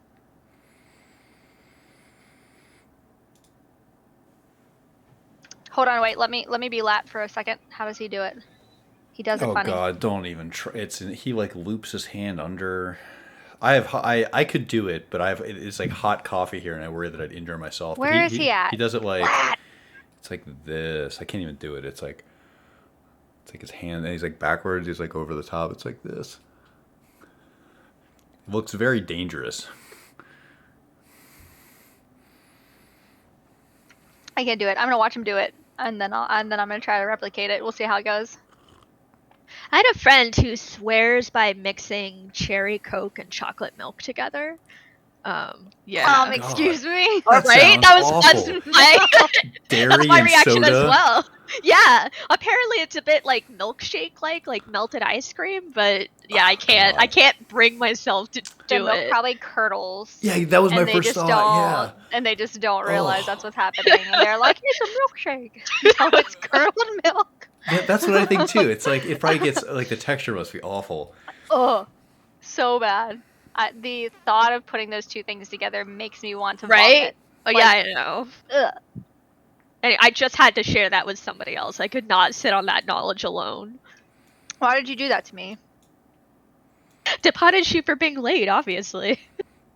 It's very mean. Lat, show us how you drink. What are you talking about? Show me how you drink out of your mug. Like a normal person, obviously. Gosh. No. Look, I got a cup with a handle. I want to do it, but I don't know how to do it. Like that. Oh, that's not gonna work with my little. Well, wait. No. Got a nippier handle. Huh? Do it again. It looks so simple. I know. I'm so confused. I'm Optical confused. illusion. I'm very Here's- confused. Here's how you do it, right? So Okay. the thing is, you're grabbing it. So rotate the mug. That's what you're missing. You have to rotate the mug. And then grab it from the other side. Same thing. Okay, wait. Can you show me? Can you show your mug and then do it? Okay, check this out, right? Okay. Hold on, I'm gonna need my foot pedal. Okay, so if it's like this and you grab, Yeah. okay, then it's like a Yeah. normal person. But if you rotate it, and now it's here, and boom, boom, Okay. Easy. Everybody notices this when they watch Latro stream. Yep. I'm confused now. Now what do I do if it's like this? Then you have to tip. You tip it overhand. That's what you're not doing. You gotta Scary. tip overhand. It's psychotic. You got to full commit. It's unconscionable. Wait, do it again. One more time and then D&D. It's not the mechanics You're that almost confuse there. me. It's It's almost just there. why. Why do it? To make you ask that One day question. I'm gonna do it, and then we can all do it. Maybe if you guys commit to it, and then it'll be like a thing, and maybe it'll catch on, and people will be like, "Watch this fucking crazy D&D group. They hold their cups funny." I can't veto Don't this listen to fast Michael. enough. Just mute them. Let's do this. Let's get initiatives for our two parties here. I have arbitrarily decided that Eden is for one team and Grint is for the other team. Please roll initiative so I can keep track of everybody here. I rolled a 4. I rolled a 19. Grint Cromwell. That's me. We find you in the Dawngleam Naturalist Society. You were sleeping perfectly drunk and happy on the couch when for the second time in your reverie you are rudely awoken. This time, it's not Tierney, it's Alan. You hear her rap something harshly on the table in a moment of frustration, as if she's trying to reach out to someone who isn't there. Oh my god, keep it down. I have to do it loudly, otherwise I can't hear it over your snoring. Yeah, that makes sense. Alan, you notice a lack of 3 people in your party. They are conspicuously missing. Where did the other ones go? Grant looks around. Where the hell did they go? You really don't know. Oh my gods. I bet. Oh, I bet Eden went to steal another kill from me. You're kidding. Oh, it makes so much sense. It really does. This Where'd is they so go? good. You are Oh, almost this is unbearable. amazing. Yeah, I get that a lot. Well, that's such a good role player. Why don't That's you really go back good. to sleep? I'll be quiet. Oh. If they come back here with that elf head, there's gonna be hell to pay. You're really gonna take on the whole team? Maybe with a few more drinks, I might. All right. Grant's gonna go face down on the couch again. You attempt to find sleep. We will revisit you momentarily. Outside the aqueduct that should supply fresh water to the city of Dawngleam, we find the remainder of our party. So there was one more thing that struck me about that cave, and I don't know if this matters very much, but it was this very strong smell of urine, which is odd in any kind of establishment where people are staying, because you generally don't want that where you're sleeping. So I don't know necessarily if they were there on their own terms. Yeah, why wouldn't they just pee in the aqueduct? That'd be very rude. I mean, it's spilling into the lake over here. Yeah, I suppose. You said there was like a bunch of fauna, like glowing stuff in there, right? Glowing fauna? Yes, they looked like small oranges. Do you think he's like a druid type like you?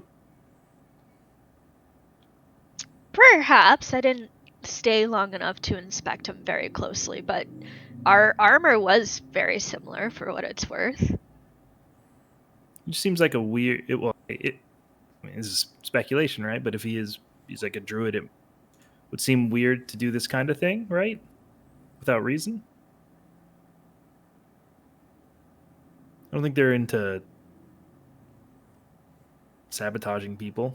Well, I guess they might be. It's like environmental thing. Is there an environmental impact here? This guy cast a spell without asking questions first. I think it's safe to assume he intends us to be hostile. Or it just assumes we're hostile because we're coming for him. Right. I mean, he didn't know what I was at that point. I could have been a 12-foot grint. 12-foot grip. Horrifying. Wouldn't blame anyone for God. thinking that's hostile. Fuck, he's coming. Do you think it's worth maybe approaching him because he's alone? No. If we do that, we should probably gather everybody. If we're going to make Just this in decision, case. we're going to make it as a group. If we go in there, that man's going to die. Yes. Yeah. I mean, unless But we we could- somehow figure out a way to make Grint not do that. We could talk to him and then figure out what to do with him as a group. I'm not walking in there unless we're walking in there with arms. He's casting spells first and asking questions later. If we walk in there with words, we're going to leave with nothing. We can leave a message for him. You already know someone came here, right? We can call him out if you want. But I think we may receive less of a frosty welcome than you guys think. I, for More one, of don't a want to frosty die in this welcome? manner. We have to be a little more cautious than let's just talk to everybody. Well, no. I'm saying we could literally leave a message. If you'd And like then- to, we can do that. You think shaping the water or something like that? What are you thinking? I have paper. As much as I love to show off, I think paper would probably be easier. What message do you want to give this guy? I don't understand what diplomacy we're doing here. We should decide to engage or not. We can't half-ass this. Right, Well, but we if haven't we decided want to whether try to to- fight him. If we want to try to get this guy to move out or deal with him to collect this bounty, We can't does it- collect the bounty without his head. Did it say his head? It did. So my vote is we go Yeah, back. you're right. Yeah. No, what do we just leave him I'm- saying we didn't find him? How about we say we didn't? How about we tell Grant we didn't find him? I'm just concerned about the aqueduct. We did determine that it's not working right now, and we think that somebody might be hurting the people who come to try to repair it. This person may know something about that. I don't think he is single-handedly fighting everybody off. I think if we walk in there to that cave, we'll find that he's not the only one there. Well, nobody in town really complained about lack of water. But if we're concerned, maybe that's what we could leave the note for. We could say, hey, somebody paid us to come here, get your head, because the aqueduct's not working. Why don't you just leave it? And then we just... Peace. Well, I think we should go back. Or we walk in there and end this right now.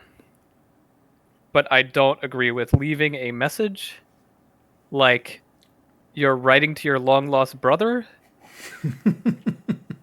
Are you forgetting that you walked in there and this man started casting a spell on you? He didn't know what I was. What else was he supposed to do? When you don't know what something is, your first impression is to write a letter. When he doesn't know what something is, her first impression is to cast an offensive spell All right. on it. No, we didn't. Okay, first of all, we don't know that it was offensive. I was in the shape of a cat, and if he was a druid, like Ian suggested, I might have done the same thing in casting Speak to Animal. We don't know that for sure. This is a more fundamental Totally. issue. When Oh. somebody deals with swords with you, you can't talk back to them. You have to deal with swords to them. He You have to- didn't raise a weapon to me. If an invisible cat walked into your house, what would you do? Would you, A, cast a spell on it? B, anything else? to be honest, I wouldn't even know it was there. I'm just saying, let's not mince words here. He is not friendly, and it would take something extreme to make him friendly. Look, if we don't care about the aqueduct, there's no reason to be here. Let's just leave town. Let's just get on. I it. couldn't agree more, but I'm bored as hell waiting for everybody to make an action. Listen, Eden, I'm not trying to cut you down. I'm sorry. So sorry. Well, I think we look a lot alike. You're right. Not at all. Before you intone your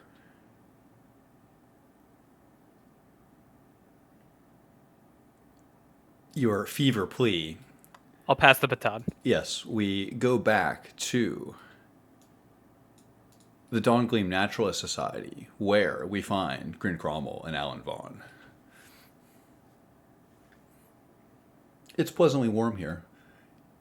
The work that the Dwergar is doing is filling the air here with the pleasant smell of sulfur.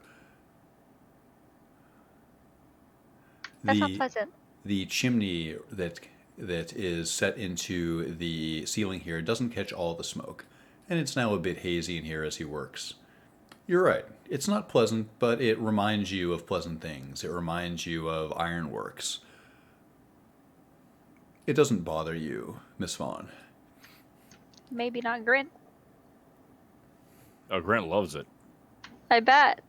An excellent observation. It feels different to Grint than it does to you.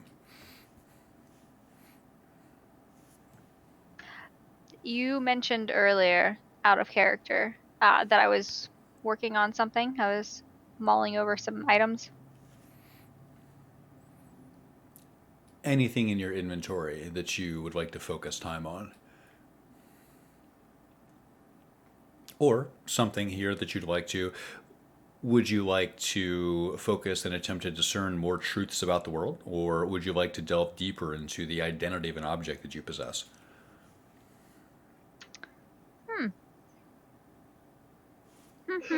You don't have to answer that question right now. Would you like to do either of you have anything exigent before we leave this map then? Why don't you consider that, Alan? And let's hop back to the other map. Unless, Grint, are you still sleeping? Grant is all set.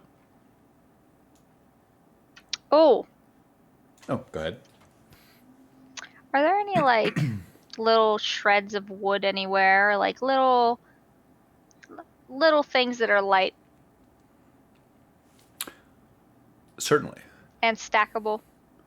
You could find, you mean like little, like kindling kind of thing? I don't know, anything that's light and also stackable. What are you trying to do? I'm trying to stack some things on Grint while he sleeps. You find myriad small objects to torment Grint with. That's the plan. I am going to very stealthily just stack things on Grint while he's sleeping. Roll stealth.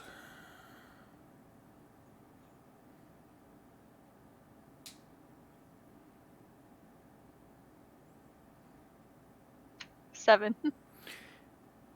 You take items from the Underdark exhibit immediately next to Grint and stack it on him. You make Grint look like a Underdark rock. You place a false Underdark flower on his chest. You take one of the tentacles off of the Mind Flayer and place it on his head. You can't help but laugh as you see Grint, the Mind Flayer, sleeping here. Going back to our party outside the aqueduct.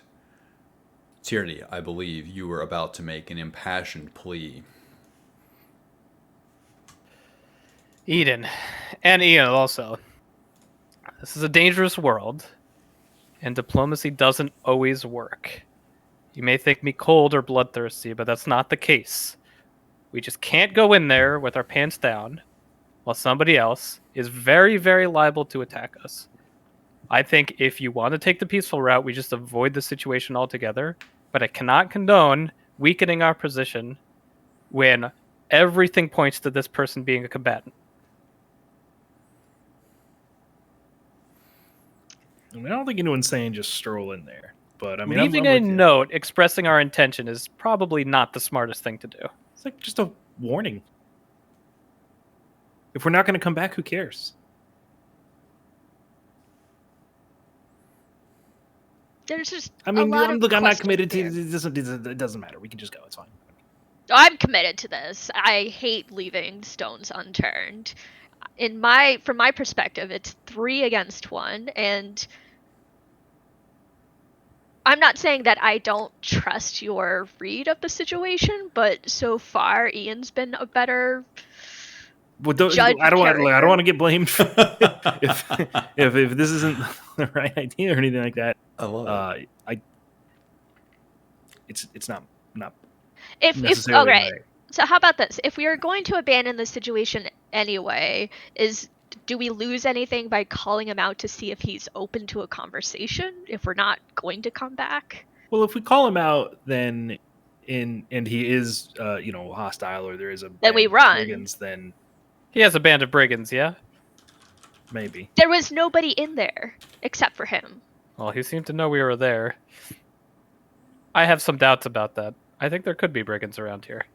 There could be. I think there could be brigands in this forest watching us right now. You often think people are watching you. I'm often right. He has been right most of the time. All right, listen. Do what you think is best. I have burned one of my invisibility spells for today, and it does not work.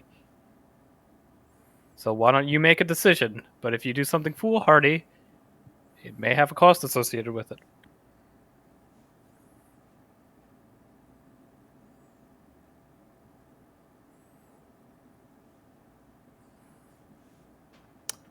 If you want to do it, I'll back you up. But I think, probably at most, we should just leave a note and leave.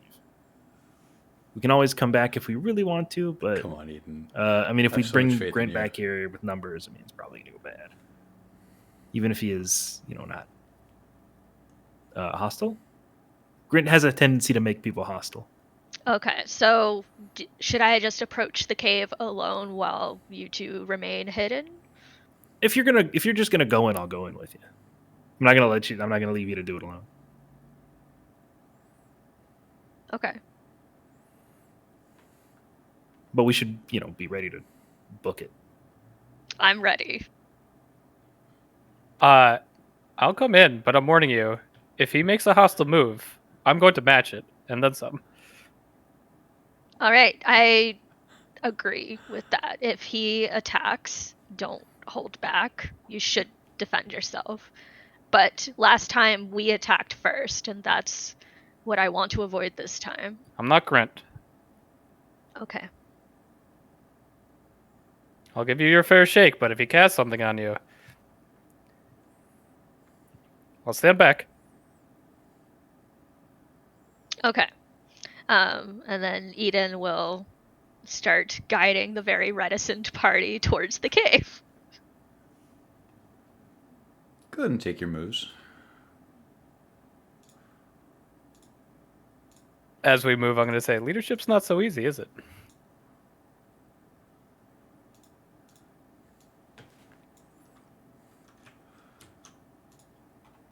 We will revisit the three of you as you enter the mouth of this cave momentarily.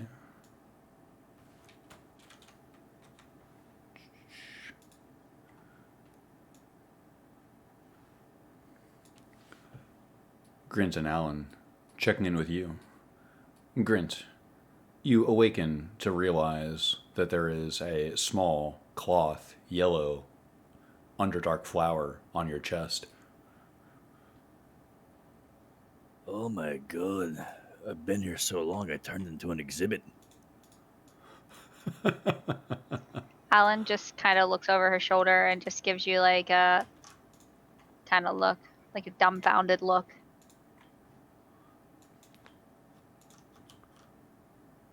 Grinch just sits up. He is sufficiently napped at this point. You feel refreshed. The alcohol has mostly left your system, and you feel a sense of boredom, bloodthirst, and also perhaps a bit of a headache. Mm-hmm. It's both of your turn.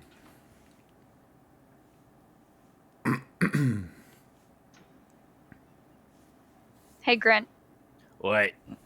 you want to arm wrestle? Okay. That's really good. You serious? Yeah, I'm bored out of my mind. Yeah. Okay. All right, come here. Let's go to the table. Sure.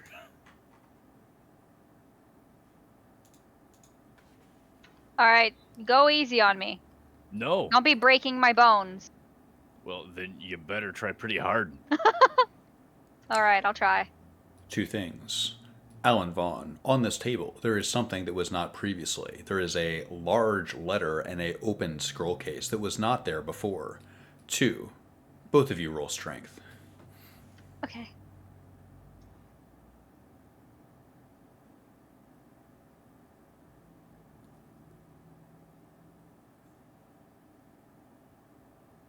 $16.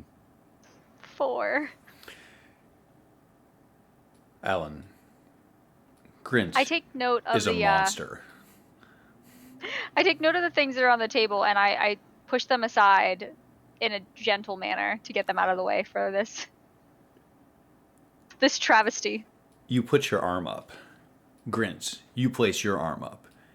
Your small, stubby arm is muscular and works like a small, efficient lever. Alan, your slender limbs are a disadvantage in this contest, I'm afraid. As soon as you exert yourself against Grint, in one clean motion, he instantly pushes your hand down onto the table. I wasn't ready. Oh, you fucking suck. Just accept it. I want to try again. You I can't be wasn't serious. ready. I wasn't Oh, ready. weren't You didn't. ready. Oh, You didn't say 1, 2, 3, go. Oh, okay. 1, 2. Okay, here you go. Roll strength again. 17. 14. Alan, you are emboldened by your anger at Grint not saying 1, 2, 3 the first time. You furrow your brow. Grint does not take it seriously. He did it too easily the first time. He expects to simply push your arm over, but you are fucking furious. At 2.5, you push much harder and slam his arm onto the table. See, I told you I wasn't ready. Well, you cheated. You went before you said the 3. So that's how it's gonna be, huh? Best out of 3. Roll it. You stare each other down. A duel on the prime material plane. I got a 15.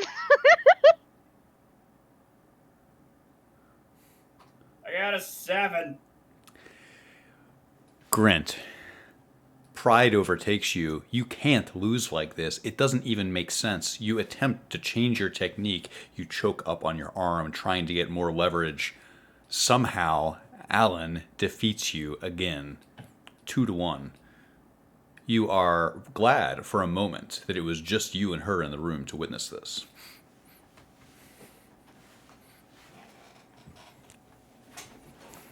Well, I didn't think the outcome would be this, but it seems, Grint, that I might be stronger than you. Grint is walking out the door with that piece of paper. Oh no! My paper! He walks out carrying a large, important-looking letter. Did he take the scroll too? I assume that was what was that what you meant That's by paper? correct. Yes, the scroll. Yes. I run after him. You do so, and we will check in with you in a brief moment here. Go ahead and arrange yourselves on that map. Excellent. Here at the mouth of a cave that you've never been in before, with the exception of Eden being in here for about 30 seconds. Here inside the foothills of Cormyr, just north of Dawngleam, the cave is dark and humid, and you hear the babbling of the spring source here as you start to approach. If you are approaching this cave for the first time, you can only just barely see the topography. Eden, you see something familiar. You see the glimmering, faintly green form of the humanoid that you observed before, about 100 feet away, up on the right side of the cave.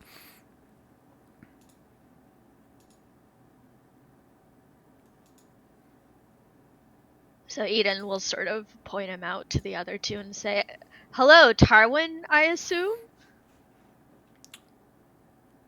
Your voice echoes across the cave. Eventually, you hear something in response. A scoff. You hear someone go, "Okay, primelings, come on. Come on." His voice is imperious and smug as he calls to you from rather far away. I think we're good right here, actually, if you don't mind. We don't see as well in this cave as you do. They stride closer to you. He stands on the precipice just above where you are. You can see him very easily, and he looks down at you here in the entrance of the cave. He tilts his head. "You know my name." Yes, we were sent to look after the state of the aqueduct, as there are many people in the town very concerned about it, and we were told that you might be here. "I am here. You don't much look like stonemasons, shall we say." No, we are not here to repair it, as we're told that people who try to are attacked.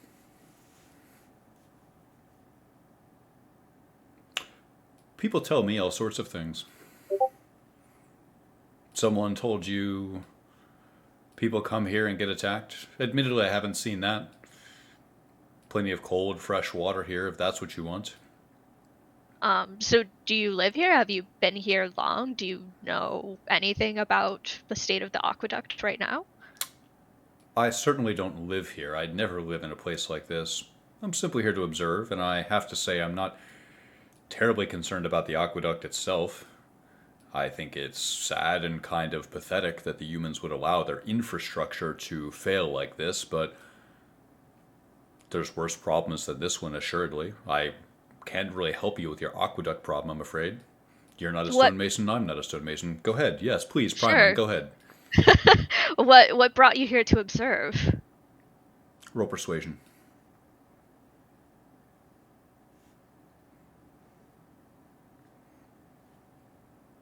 Natural 20.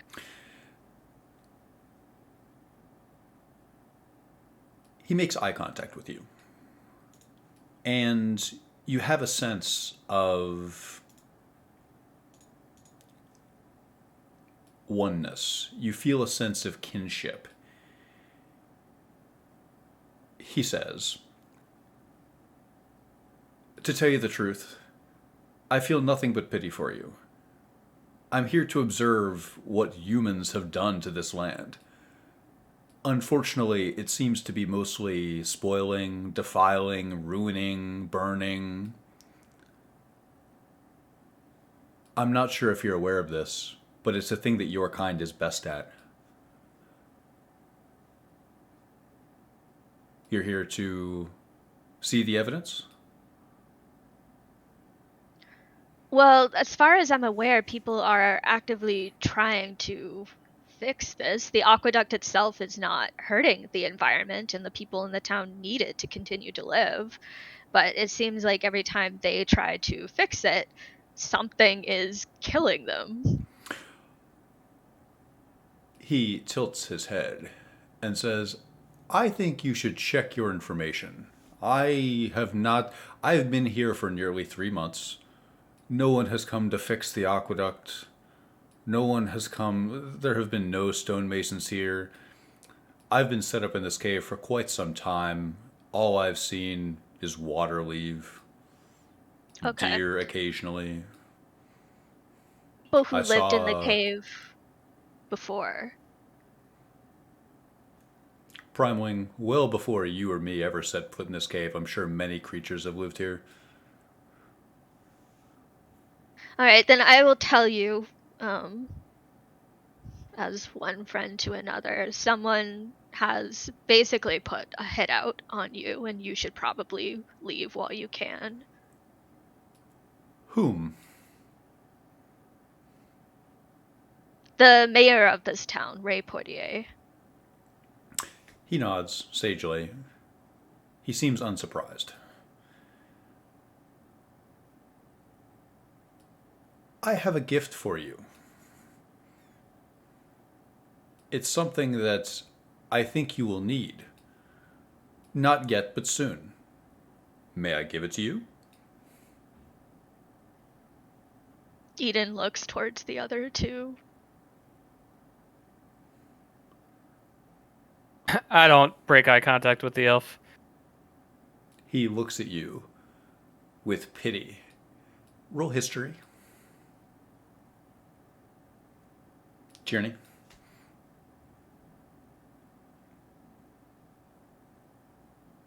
$17. You've never seen an elf quite like this. Whatever he is, he's certainly not an elf from the Cormanther. He detects your hesitation, Eden, and says, one of the many defects of your kind is a sense of paranoia, a sense of guilt, a sense that you will get what's coming to you. I don't mean this as a threat, but it's merely an observation that I've had much time to develop. You were going to say, Primeling? Go ahead. We are much shorter lived than you, so our sense of preservation is a little bit, shall we say, higher tuned, more active. I would say that you have that exactly backwards. You have you have infinitely less lifespan than me. I will live forever. You, on the other hand, will die very quickly, and thus you do not understand the weight of your actions. I am completely confident that you have despoiled more than you know. That's why my anger is not with you, but with your kind. I am not a threat.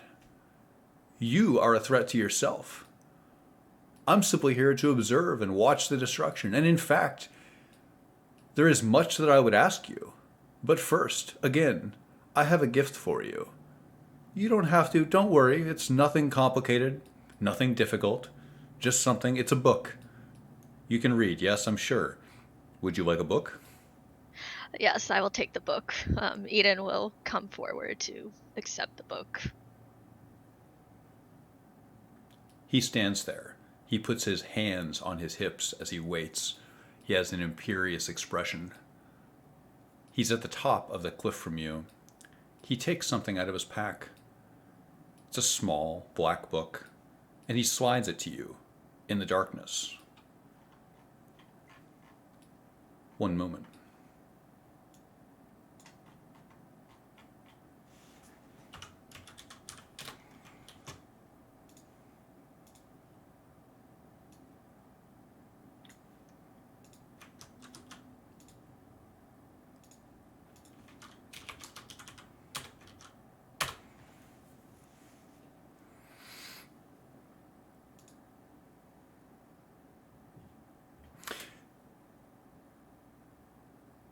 As the tome exits his hand and enters yours, Eden, he glances at your two companions. Come on in, Primelings. I have much to ask you if you wish to answer.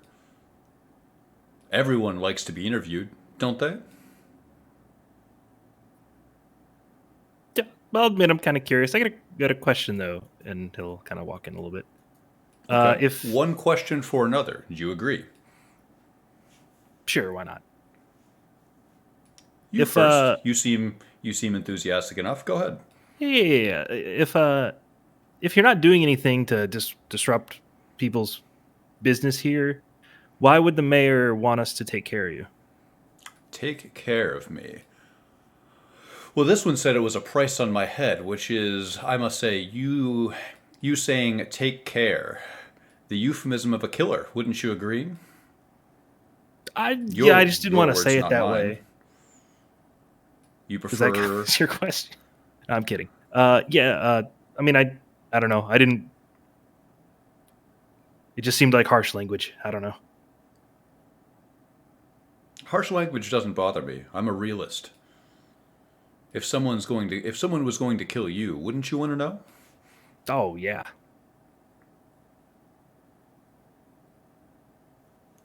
So why did the mayor want you dead? I haven't the slightest. I certainly don't want him dead, although maybe now I do. He mentally catalogs instantly and says, Ray Poitier. I'll have to remember that. Can I like insight that? Whether or not he would know? Does he seem like he's hiding something? You can insight that, sure.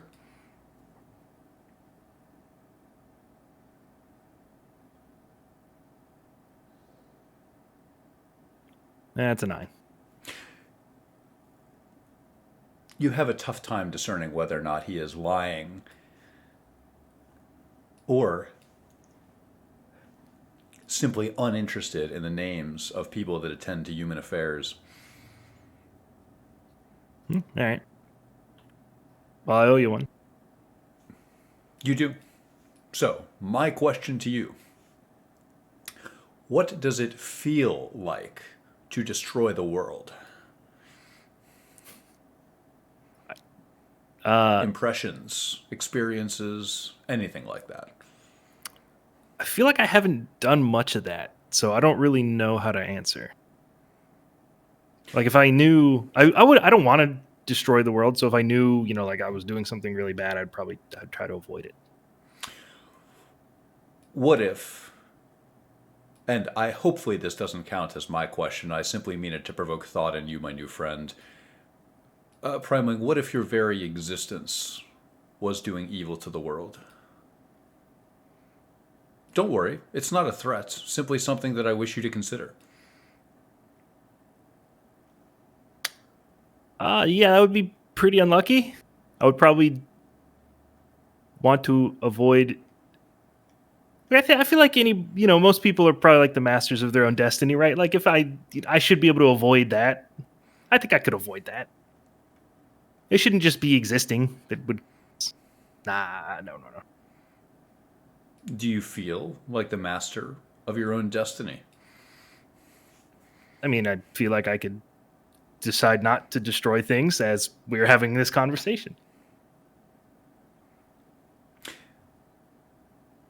We flip back to the aftermath of an unexpected arm wrestling match.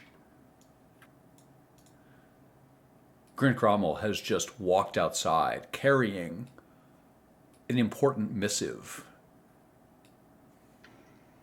Grint, What? get back here with that paper. Nah, I need it For what? to find a man. Find a man with that. How do you know the paper says anything about finding a man? Because Tierney read it, and I'm reading it now. What does it say? North. It looks like a lot more words than north. Hey, What else does it say? aqueduct. What else? Stab man.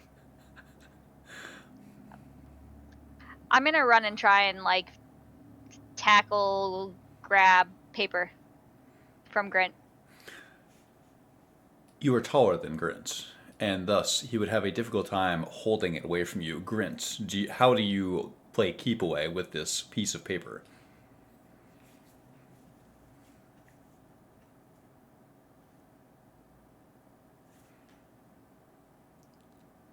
He's got it like gripped in his hand like a vice, basically. Grint, what do you hate most in the world? Not stabbing people. I will steal all of your armory. What? That's not what I meant to say. I will steal all of your weapons. I don't know why I said armory. I will steal all of your weapons if you don't let me see the paper. You can have it. I already got what I need. He tosses it to her. I follow Grint while also reading the paper. Like texting and driving. You do so. You follow the force of nature known as Grant Cromwell closely behind, studying this seemingly oversized scroll. Grant Cromwell, are you walking north toward this aqueduct?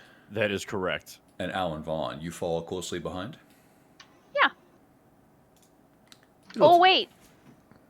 Was I there when we bought horses?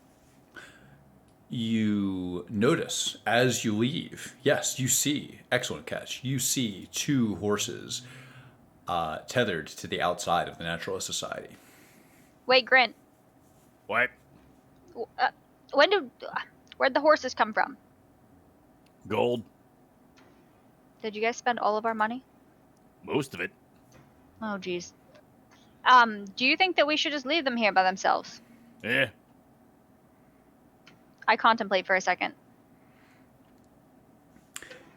If we just spent most of our money on horses, maybe I shouldn't just leave them here. Good thinking. You watch them. I go grab the horses' leads and I bring them along with us. You do so, leading 2 draft horses along. You know where this aqueduct is, so you are able to navigate there relatively quickly. Okay. We check in on our party here at the mouth of the cave. Standing over you, with perfect symmetry to his body and a green tinge to his skin and a smug expression on his face, standing above you looking down, there is Tarwin. He waits for you to say something. He has all the time in the world. So, would you, as somebody who's been observing us, have any advice to give? If you think that we're destroying everything, do you have ideas as to how we can stop?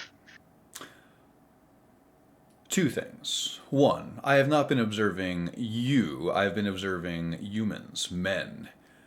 That is what I was tasked to do. Unfortunately, you won't like my answer to your second question, which is the reigning opinion after we retook Mithranor was that humans should probably be extinguished from this land. I don't mean to shock you with that statement. I'm simply telling you the intention of who lives here.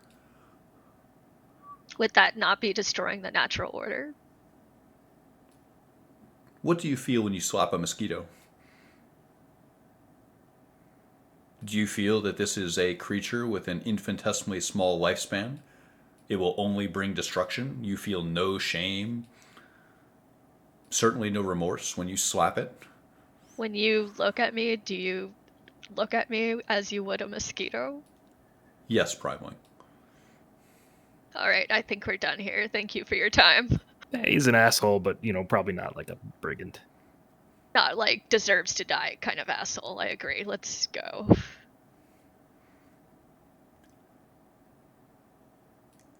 You do so. You satisfied, Tierney? No, The question? You question for him before we go? absolutely not. Of all the pompous horse shit. Yeah, well. One moment. You find some pomposity of your own.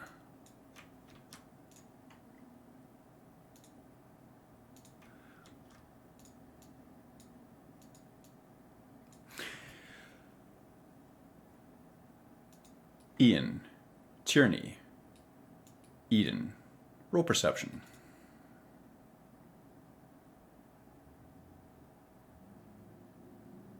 $23. 9. 17. Ian, Tierney. Someone is stealing your horses already. You can see them coming down the road. You would know that one-eared horse anywhere. They're coming towards you. You can only see the napes of their necks and their silhouette as they approach you down the road. I'm going to hide in these trees. Prepare to ambush. You do so. Grint Grommel, you walk down a bucolic country road, and you see the aqueduct you were searching for. Alan Vaughn, you knew exactly where this was the entire time, but now you are presented with what you see before you. It is an aqueduct made of granite, and there is a large chunk missing. Many pieces of the stonework here have simply have simply been removed from the aqueduct itself, and now the cool, clear water coming from the cave is draining into an irregular pond here. Well, that's the issue. You instantly identify what's going wrong here. I'm a smart girl. Can I see these knuckleheads? After a few moments and several thorns on your arms, you do see these two knuckleheads. You see them erupt in a brief argument that you are not privy to, but you recognize these people. I'm going to step out and walk directly toward them as fast as I can. Ian will follow. Grinch sees them. He goes, Everything "Oh, okay? you didn't kill him, did you?" No, we did not. "Oh, thank gods." And he walks right past them. Hold on, Grant, hold on. Not a bandit. Not a bandit. Doesn't want to fight. Just an asshole. Not. There was Not nobody killable. home, in fact. Grinch's gonna insight check that. Let's do this. You roll insight. Eden, roll deception. Roll deception at disadvantage too, because you got preempted by people immediately talking about him. Natural one. Grint, you have never heard a more bald-faced lie in your entire life. What BS? Who could try to convince Grint Cromwell that there's no one home? Especially the kill stealer, of all people. Look, Grant. What? Just Eden. He's got a system. Okay, he's got a system. I swear. There was a moral system there. He doesn't want to fight. He's not a brigand. He's in there, but he's just an asshole. Maybe Just he an doesn't asshole in want a to cave. fight you. Maybe he wants to fight me. I don't think so. No. Can I go ask him? I think I should ask him. I think we should just move on. We've already talked to him. I haven't yet. I'll just shrug. Nope, we're moving No, on. We're just gonna shape water a little bit to get this aqueduct flowing, and then we'll be on our way. Just trust me this one time, Grant. It's not worth it. He's not a bad guy. Oh, hey, Ian. I just want everybody to know here that I beat Grint in an arm wrestling match, and I'm stronger than him. So That's After not true. meditating that all true? day, this is what we get out of you. Oh, and so now you want to take it out on something? Oh, dude, Grant is like power walking past you guys towards the cave. it's okay. Do you guys want me to go get Grint? Because he's not that strong after all. Please do. Oh, Sure, but I think you're just gonna make it worse. I'm going to grab the reins of these horses and mutter idiots Here you go. and head back to town. I'll Ian, go and tackle Grint, or okay. try to. Yes. Grint is difficult to tackle. So I'll step on him. Grint has his own plan if she tries to tackle him. No, he doesn't. All right, let's see how this plays out. Okay, so first, make your moves. Let's set up tokens here. Grint, you've walked past the party. Alan, you are catching up with Grint. Tierney, you are walking towards town. Eden and Ian, please orient yourselves in order to resolve this intra-party conflict. Where are you? What are you doing? Let's do Ian first. Ian Kalis, where are you? Ian's gonna follow Grint unless someone else tells him to do something different. Eden Cather. Eden is going to ignore them entirely in favor of focusing on the aqueduct. Alan Vaughn. Grint is walking away from you. What do you do to stop him?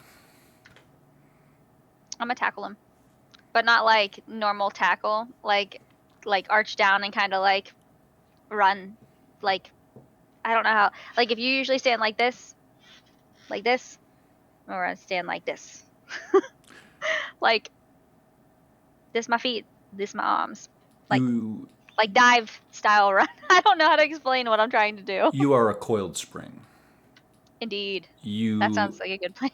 try to carry momentum in order to tackle Grint Grommel. In the moments before you spring into action, Grint, roll perception. Grint, are you wearing a helmet? No, Grint is not wearing a helmet. I rolled a 7. You do not see Alan Vaughn approach. Alan, do you lunge at Grint? Yeah. Grant, is this correct that you have an eye patch? Correct. Grint does have an eye patch. I didn't know that.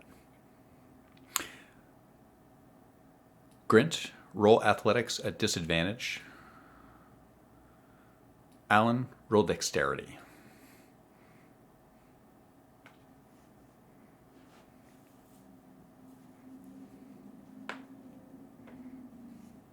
Just flat decks.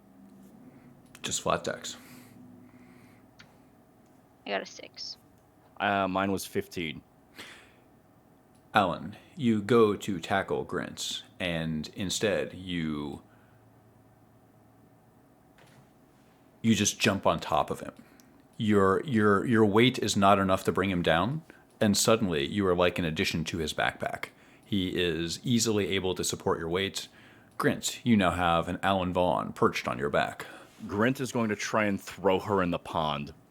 No. Roll strength. Can I try to hold on? 13. How much does Alan weigh? I don't know. She's like 5'4", so probably like 130 pounds. 135.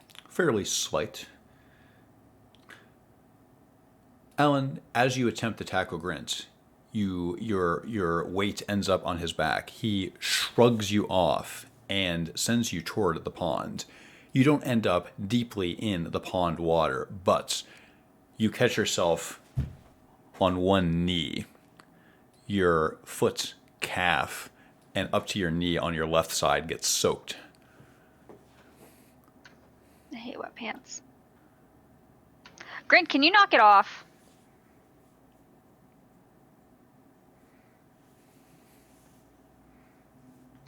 Grint. Knock what off? Grint, you are unfettered. No one is stopping you from charging forth right now if you see fit. You don't need to kill everything. I just want to talk to him. For what? See if he wants to fight. I don't know who he is, but it doesn't sound good. Okay. I'm not going with you. Okay. Have fun. All right. If you die, I won't be sad. Okay.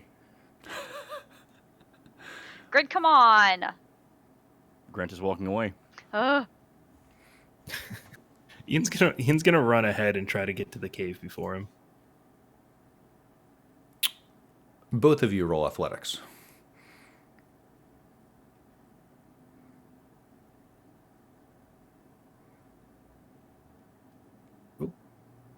Zero successes?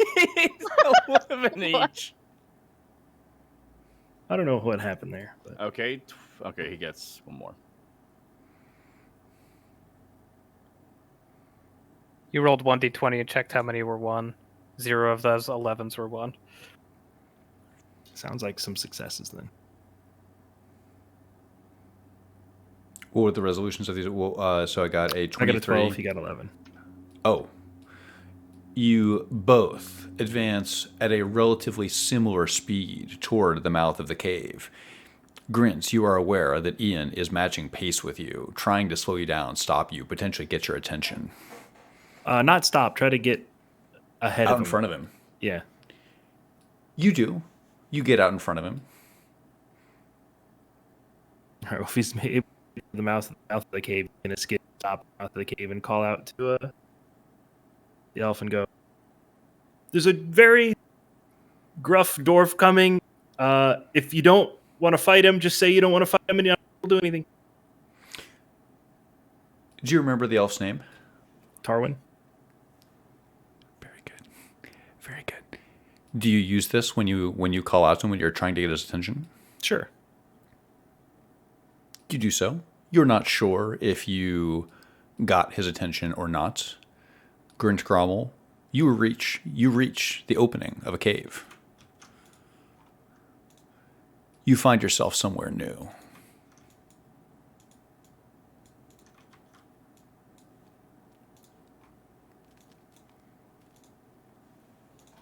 This cave reminds you of countless places that you've been. You know that this is natural, not hewn by human or dwarven hands. You smell the faint scent that suggests that people have been living here before, but not recently. The cool, clear water bubbles through the cave. To your right, standing up on a natural platform here in the cave, there's a strange-looking elf with green hair and a green tint to his skin. He looks down at you and tilts his head piteously. You see him and he sees you, and he sees you right away. Grint looks at him. He goes, Tarwin, Yes. you want to fight? Do I want to fight who or what? Me. I've already won. Wait the fuck it. How? Someday, you will die. I will still be alive. I'll live on in Tempest's glory. What if Tempest dies? That won't happen. Really? Really? Young dwarf, you should consider all of the possibilities in this world. Tell me something. What? Your companions out there, what do you think of them? Be honest. You can be honest with me. Yeah, they're alright. They don't like to fight. And you do. You serve solely for the glory of Tempest. That's right. We all have a greater calling, I suppose. It's a shame yours was so close to the earth. I get by. Just barely, you do. So you want to fight or not? There will be no fight. As I said, I've already won. Remember, you will die. Your life is finite. You are going to die. I will never think about that ever again. When you leave this cave, we will never see each other. Your life will be over quickly. I will not care. You will not live on. Tempest will die. Tempest will be forgotten. No, that won't happen. It will, I'm afraid. You don't know that. It is the imminent fate that you have chosen by being born a prime. I didn't choose to be born. Debatable. Depends who you ask, I suppose. Grint's looking around the cave. Can you see the back area? You can. With your dark vision, you can see pretty far in this cave. You can see in the back, although not clearly. You can see masses of which you know to be granite materials. Looks like a pallet of granite plinths. Yeah, Grint is just, like, as this guy's talking, Grint is just walking past him. Do so. Take your move. You rush to the back of the cave. Yeah. What are you looking for, Grint? You find... Is that a pickaxe right there? It is. Grint just picks up the pickaxe and starts fucking wailing on the wall. You do so. You instinctually start mining. You take this pickaxe. It has a bit of dust on it, and you just immediately start going to town at the hard rock wall. This wall is natural, you realize, and it's never been mined before. As you take a chunk off of it, you realize that you're unearthing things that have never been unearthed before. You have a sense of being a pioneer. You hear the Eladrin scoff.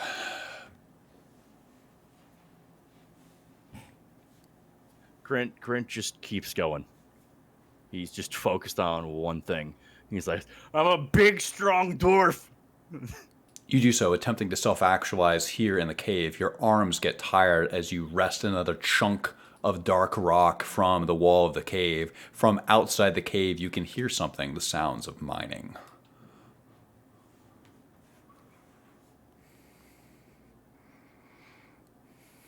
Well, it's not fighting, so we did it. Checking in on the denizens outside of the cave. You can hear something. You can hear something in there. You can hear the sound of steel on rock.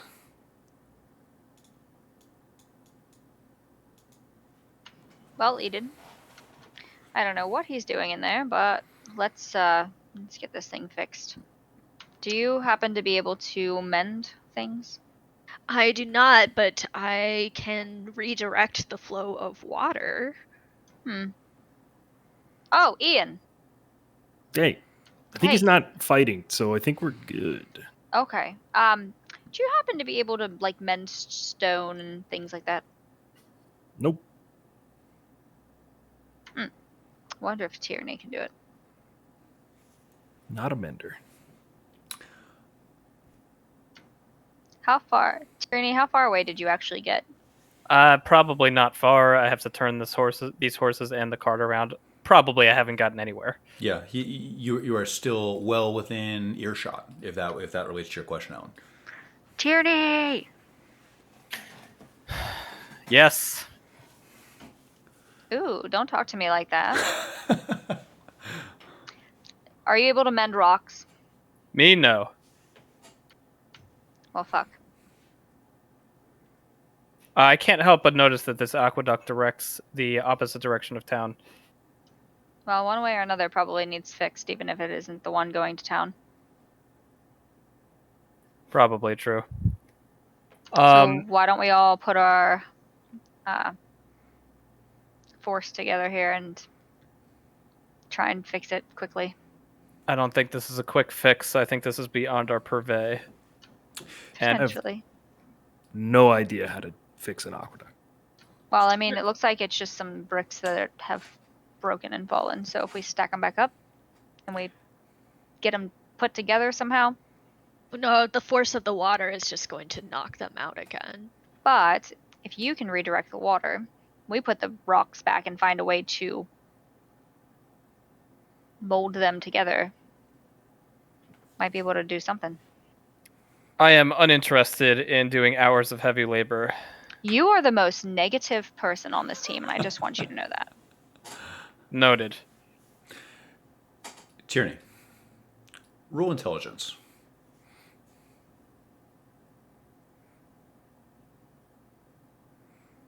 $17. During the conversation, you quickly eye up the aqueduct. You realize that what is being proposed is a civil engineering project. By your estimation, this would be major to fix. This is beyond our ability to fix, even with the magics we have. I think if the mayor wanted to fix this, he would have already. Well, the mayor's not such a nice guy anyways, so...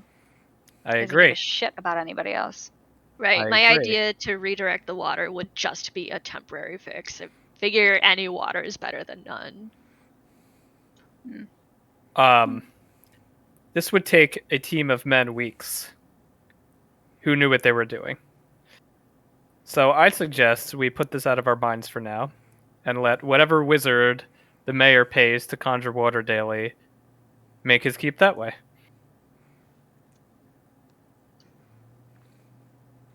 Yeah, town didn't really seem to be suffering. I mean, I think we're good. I'm interested in not doing the mayor's dirty work anymore. Let me just say that. Well, we successfully did just that, so... I think the mayor needs to be taken out, to be honest with you. I think I'm not very interested in meddling in the meager politics of this town. Just yet, at least. So what are you interested in, Tierney? Because I'm very curious, considering you're not interested in helping people, you're not interested in killing people, you're not interested in taking out the mayor. Yeah, like, what are you interested in? I know what he's going to say. He's going to say our job. Yes, we came here for a reason. Did we all forget? No, I haven't forgotten, but I never planned on doing it in the first place. Ah, yes. So you'll just ride us all as we do the dirty work and then grab the relic on the way out, right? The relic needs to be in the hands of somebody who's not going to do mischievous things with it. But we'll assume all the risk, of course. On your behalf. We literally do not have to report back to anybody. We can report back, but that old guy with his cane, he can't do shit. Oh, so survival of the fittest applies in this situation. Survival of the fittest always applies. Don't let Grint hear that one. Listen, we have a lot of avenues we can go as a group. We have a focus of a job we are supposed to be doing. If we would like to not do that job, we can clear the air right now and avoid this situation entirely. I, for one, am not super interested in risking my life on behalf of people who don't want it. I mean, I intend to go to get the quill, one way or another, to make sure that it doesn't fall into the hands of the wrong people. Let's say we kill the mayor. How complicated is that going to be? He has Pretty quick. He has a host of guards. We now have no way home. We have no boat. We have no guide in this region. Well, one, I'm your guide in this region. Two, the boat is made of magic anyways. We could just get another boat. We just leave a With giant. what money? We just leave a giant power vacuum in a lawless town and expect it to go well for us. Why doesn't anybody else seem interested in the boat if it's made of magic? Great question. My whole theory is that it's listening to us. I might be wrong, but I don't really want to find out. Let me say that the events of the last 2 days have been very strange, and also the ones that we have received pushes toward have seemed completely off kilter for what we should be doing as this group. I, for one, don't want to risk my life on petty bandit struggles, on small power struggles in a podunk town. That's a bandit town, basically. I don't know what villain you want to knock over, Alan Vaughn, but we have to choose our battles at some point. We have enough problems ahead of us without making new ones. Unless it's something that's like, really urgent. I mean, we all have our own moral code, I guess. Yes, and we need to learn to work together here. We have one missive together as a group, and that's to find the quill. If you want to discuss maybe not taking the quill to the good Baron, I'm all ears. The good Baron. Oh, It's a phrase. yeah. I don't like that word and his name-ish. You may not have noticed this, but I am a little sarcastic. You're also pretty negative. I see the world as it is here, and unless we retain focus, we can find ourselves on many routes that don't bear fruit. Well, then why don't we just get our asses going, right to the quill, get it taken care of, and be done with it? I couldn't agree more. There are some things you missed during your reverie, which was preventing us from leaving, I might add. You could have just asked me to leave, or picked me up and put me in the cart. Unfortunately, I have a strong respect for the individual autonomy of a person. You're all sorts of weird to me, Tierney. Okay, listen. That's good. Grint was hellbent on bringing the contraband from the boat to the Durgar. It turned out to be bronze dragon scales, which he's currently crafting into a suit of armor for the captain. A suit of armor for somebody so fabulously evil I can't even fathom. So, we don't let the captain get the armor, and we take it for ourselves. I'm not going to wear the skin of a creature of pure good. I don't think Grid would have problems with it. Listen, if you want to wear it, go ahead. But I'm not going to wear it. I don't want a banner on the chest of one of our folks saying, "I stabbed a bronze dragon." That would incite the ire of quite a few folks we might run into. And if you do purport to support the common good, I think this would be quite the signal in the opposite direction. So sell it? Make Yeah. ourselves some money? Yes, that's what I was thinking. The captain never paid us. Wait, so you don't want to use it for potentially good, but you're okay with somebody else probably using it for bad? Well, I mean, it's just armor, and to be honest with you, we are going to need money. It's something that, we didn't commit any crimes doing. Well, I think So- the crux of the problem here is it's very unique auspicious armor that will probably get us into a lot of trouble as soon as anyone sees it. You could just wear Yeah. a cloak over it. I'm fine with that answer too. If you want to convince Grint to do that, be my guest. Someone should tell the smith that the captain is like a lot shorter than he thinks. Then 2 things. Ian Kalis, roll insight.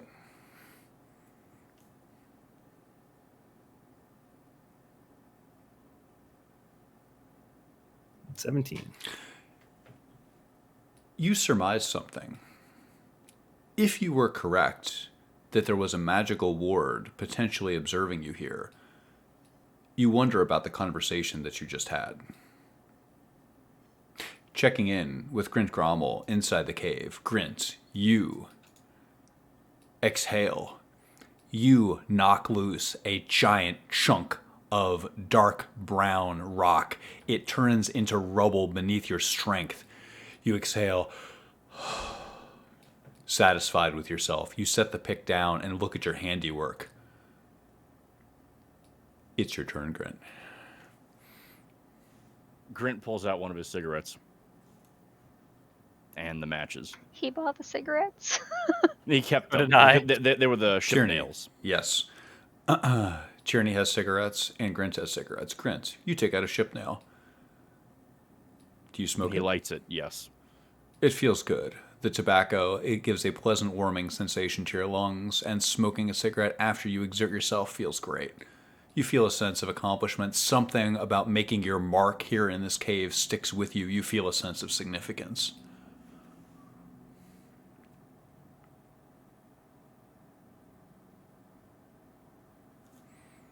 Grint is going to walk out the cave. He feels good now.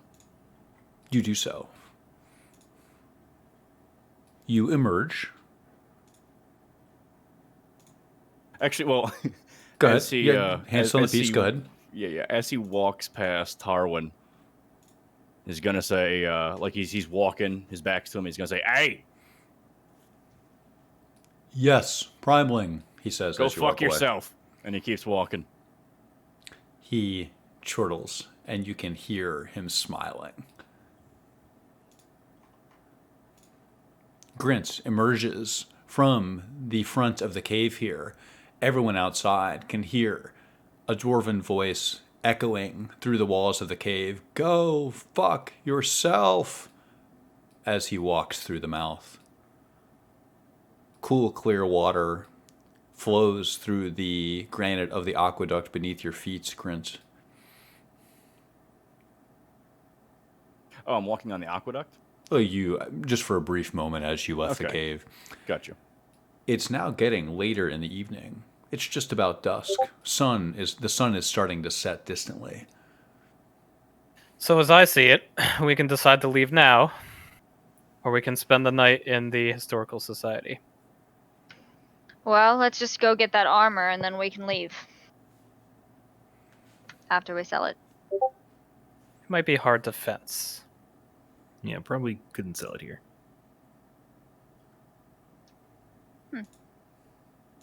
Why not? I don't have a contact. It would. When you sell highly illegal specialized goods, you usually have to sell to an individual. You can't just go waving it around town. Yeah, the mayor's known like pretty much everything we've been doing. So if we sell it here, it's gonna come back to him like pretty quick. All right. Well, let me see what I can do. What are we selling? Maybe some armor. Do you, Okay. do you have a good time in there? Hey, See, Eden didn't kill anybody. Moral code. What did you do instead? I heard a lot of noise. had a cigarette. That was a very noisy cigarette. Everything dwarves do is noisy. It's true. I cannot disagree with that. Especially sleeping. Let's head back. Before we do that, Ian, do you want to help me with the aqueduct really quickly? We'll just patch it for a little bit. Sure. What do you have in mind? just shape water. We're gonna shape and redirect the water around the ruined parts into the good parts of the aqueduct. Sure, I'll follow your lead.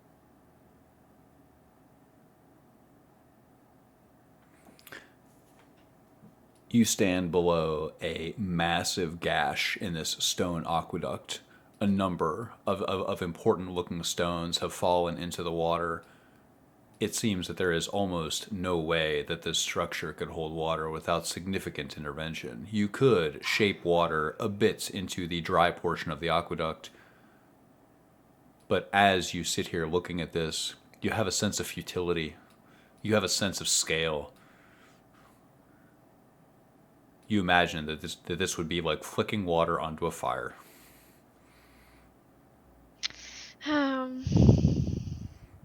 Can't you fix it with magic? Well, nobody here can mend. Left my stone mason magic home. I think Grint can actually. I can mend, but that's too big a job. Yeah, this is something that the mayor should be taking care of, and according to Tarwin, nobody's been out to fix it, so... Speaking of the mayor, So Did he he? lied to us then. did he set us up to die here? He used us. Could be. We did his dirty work, and now we know a little bit too much. I'm personally no match for a Feywild elf from Mr. Nor. I Just have some no food for idea. thought. Maybe we should leave the town immediately. He might be the biggest dipshit I've ever seen, but he was no bandit. Yeah.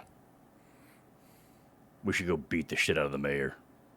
Oh, God. Or we could just poison him. He likes to eat. Poison? No, don't poison. Oh, Poisoning is a lot quieter than beating the shit out of. deception. No. Won't the Zend simply replace him with somebody else? Yeah, probably. Yeah. Maybe. Usually when you kill a warlord, somebody more brutal replaces them. Somebody He's not that a we warlord, have he's no a standing fucking with. middle management is what he is. Yeah. I couldn't agree more. All right. So let's decide our fate. Question 1. Are we taking the suit of armor? And if so, what are we doing with it? Yes. I think we should. I might wear it. It might look kind of nice, eh? Grant, if you wear this thing, it must be concealed. How? We can get some clothes to cover it up. But Yeah, if you want. Then. walking around with the skin of a dragon on is going to incite a lot of attention. Just said we found it. Okay. Okay. Do me this favor, Grant. Huh? Do me this favor and cover it up while we travel. Oh, hey, I think- Mom. Yeah, think of it this way, Grint. We trust you to do the sword swing and trust Tierney to do the Thinking. strategy. Yeah, it ain't. Okay, we get the armor. Are we staying in town? Hey, What does everybody else think? I think we should. I think it's safer in the town than outside of it. Yeah, better How- to travel during the day. How long until the armor is completed? tomorrow morning. All right. Well, why don't we just wait? Why don't we just stay at the Historical Society. the historical society? That way we can make sure that we're able to obtain it in the morning. I can't imagine that the captain would be on time for anything ever. So if we stay there, we can, take the armor with us, and we can leave first thing as soon as it's done. I have a funny feeling that we won't be leaving with the armor, but let's test things out. All right. Plus, nobody has disturbed the historical society, so I don't see any reason why not just to stay there. I feel safest there, honestly. Okay, let's do that. I agree. I do not want to stay on that godforsaken boat another night. Oh yeah, I'm not getting back on that thing. Sooner we can get away from this area, the better, as far as I'm concerned. I agree. And if we have a way to sell that armor, I bet we could buy a boat with Well, the proceeds. If you think you have a contact, I would be happy to sell the armor. You but want to get rid of the magical boat?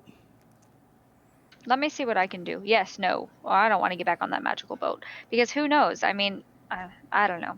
Just, I don't have a good feeling about it at You all. shouldn't look a gift boat in the mouth.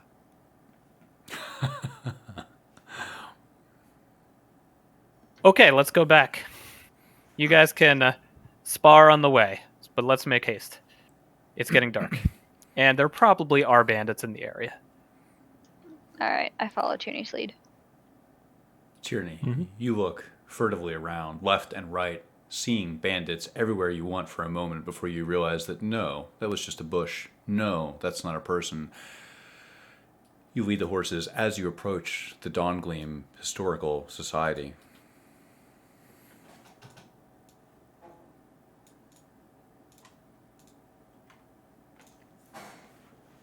You find yourselves here. As you approach, you see that the smith must still be working on the armor. There is a tiny ring of smoke coming from the chimney. I'm gonna go talk to him. How does nobody investigate this place? I'm going to lead the horses feel to like the we back did. of this building. No, so anybody else? There's an active fireplace. Maybe they know better than to investigate this place. Okay, I'm going to lead the horses into the back of the house and lash them there and give them plenty of food. Show me exactly where you lash them. Sorry, moving my guy. Got it. Okay, you can go back to Tyranny Vision wherever you see yourself. Okay, got it. Like straight in the back, so somebody couldn't get an angle of it easily. I'll find like a sill or something to lash it to. And give them a generous helping of rope. You give them plenty of lead so that they have the ability to graze and hopefully keep themselves less anxious here around the back as the sun starts to set. Alan Vaughn, you approach something. You approach the smith. He has a small tin shack here, and you can see he must be working inside. The entire shack emanates heat as he's working inside of it. The door is closed. I lightly rap on the door and then I open it. I don't remember his name. You do so. You gently knock on the door and open it.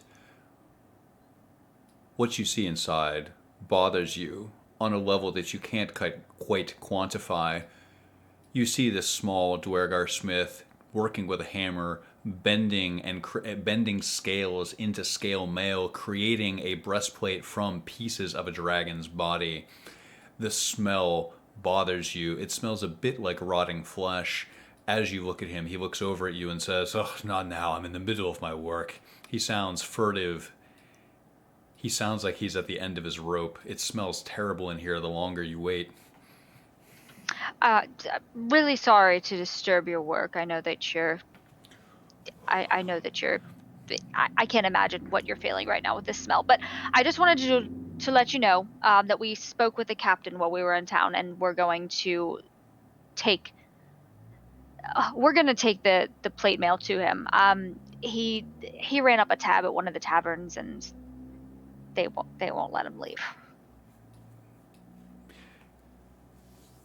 Sounds like Barrack. Easy enough. He breathes out hot air. He says, "Okay, easy enough. I can give you the armor when I'm done. That's what I planned on doing anyway."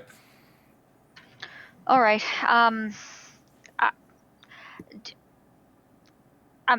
I feel bad that you have to. Do you want me to like take the? Do you want us to like take the lid off the house so that the smell doesn't consume inside? It doesn't bother me. Just let me work. All right. Well, let us know if you need anything.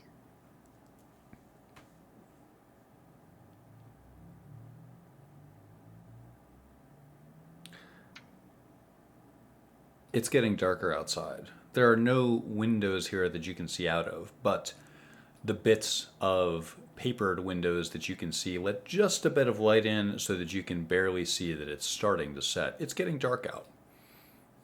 Do you have We need to post watch. Please walk me through what you're thinking. We need to fortify the door. Yes. Grint's going to flip the table over and press it up against the door. Good idea, Grint. We should. I like the idea of more than one person watching. Let's do that again. This time, I will take first watch. I had a bit of a nap. I'll take first watch too. Where did the two of you station yourselves? Grint's going to sit like in the main room, and just like sit in the chair and watch the door. Are there any other barred windows that looked rickety in this place? These are all these windows are right at the roof line. So these are windows that were probably there to add ventilation, and someone has placed black paper on them to stop light from coming in. I'd like to place myself right here and maybe grab a piece of wood or the chair. Ooh, I'll grab this chair. This way I can roughly see. That's the chair Grint was sitting in. Oh, my bad. I'll grab something to Yoink. sit on, and this way I could see this guy, and I could see if something happens here. So I have for a first watch, I have Grint Grommel and Tierney Fang. Do you make arrangements for a second watch? Well, Alan looks tired. Yeah, I was gonna say I'll take the last watch. Who would like to watch with her? Ian, do you want to watch with me? Sure. Okay. For a second watch, I have Eden. Ian and Alan, and I have getting a good night's sleep. Eden, is that correct? I won't be sleeping well, but yes. Okay. Let's review a few more things. First of all, are there any final thoughts, any strings, any little pieces of the weave that we must resolve before everyone sets their little head down? Is there anything you'd like to talk about? Any furtive voices inside of you? I'd like to eat. Yes, I was going to say everyone must. If you, in a moment here, we're going to conclude the day of April 10th. So if you're going to eat something, you better figure it out now. Same thing with water. If you have not refilled your water skin, I don't think anybody did. You're going to go. You would empty your water skin if you use that as your water source for today. But please update the manifest for April 10th. Did we sleep on the 9th? Yeah, we slept on the Sparrow. You did. You slept on board ship. Yeah.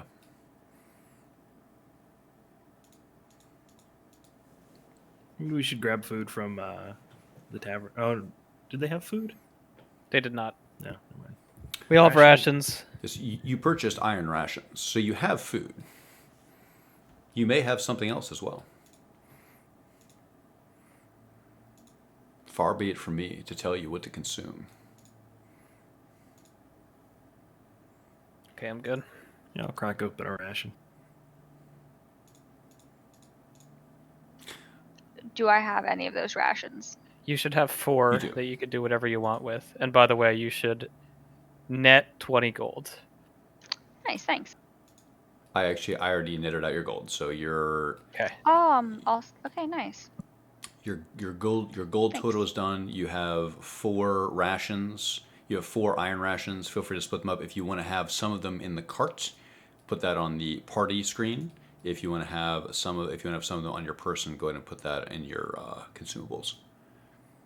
So just to be clear, this is what I have. I have everybody's entering their food now. We have our watches figured out. We have the horses tied up around back. Just a few questions before we conclude the night then. So we will resolve these next time, but Ian Kalis, do you dream? Sure, why not? Eden Cather, do you dream? Yes. Grint Grommel, Definitely.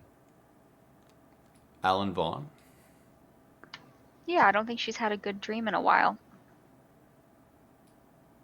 Tierney Fang, I don't want to, but I imagine I will.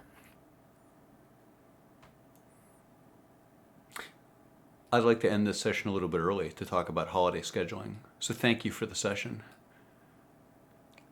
The next time we play, which may be in a couple weeks, I expect that we'll be hitting sort of the up-tempo of this campaign. As a result, I'd like to make sure that we carefully schedule the next couple sessions. On December the 17th, 1 week from today, I've had multiple people tell me they cannot play on that Friday. So we're not playing 1 week from today, and I'm not going to attempt to reschedule that. So next week, we're not playing D&D. The week of Christmas, this Friday falls upon Christmas Eve, December 24th. The only feedback I've gotten so far is people have told me in varying ways, I don't give a shit, I'll play on Christmas Eve. So I can't. You can't. Okay. No. Do we want to try to do anything the week of Christmas? Do we want to try to, I'm getting some no's. Okay. So No. then how about the 31st, New Year's Eve? I'll be out of town for that.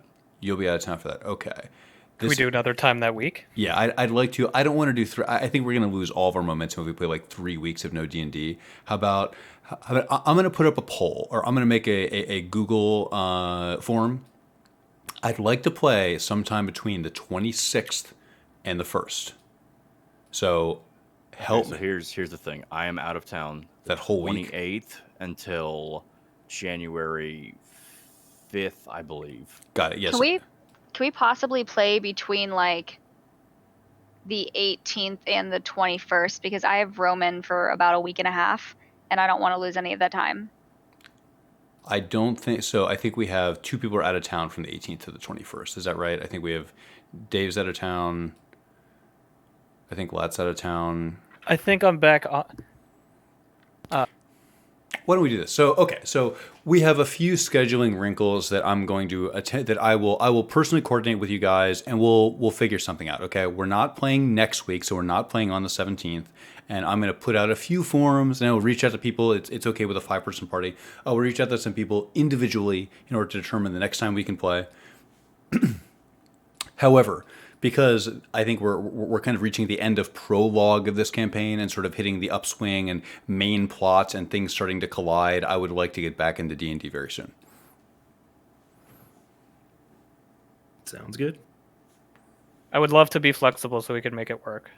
Yeah, Yeah. same. So I want to do everything I can to make it work. So I will talk to you guys, but expect nothing next week. Take a week off, and then I want to hit this in the upswing because I think there's so many stones we have to uncover.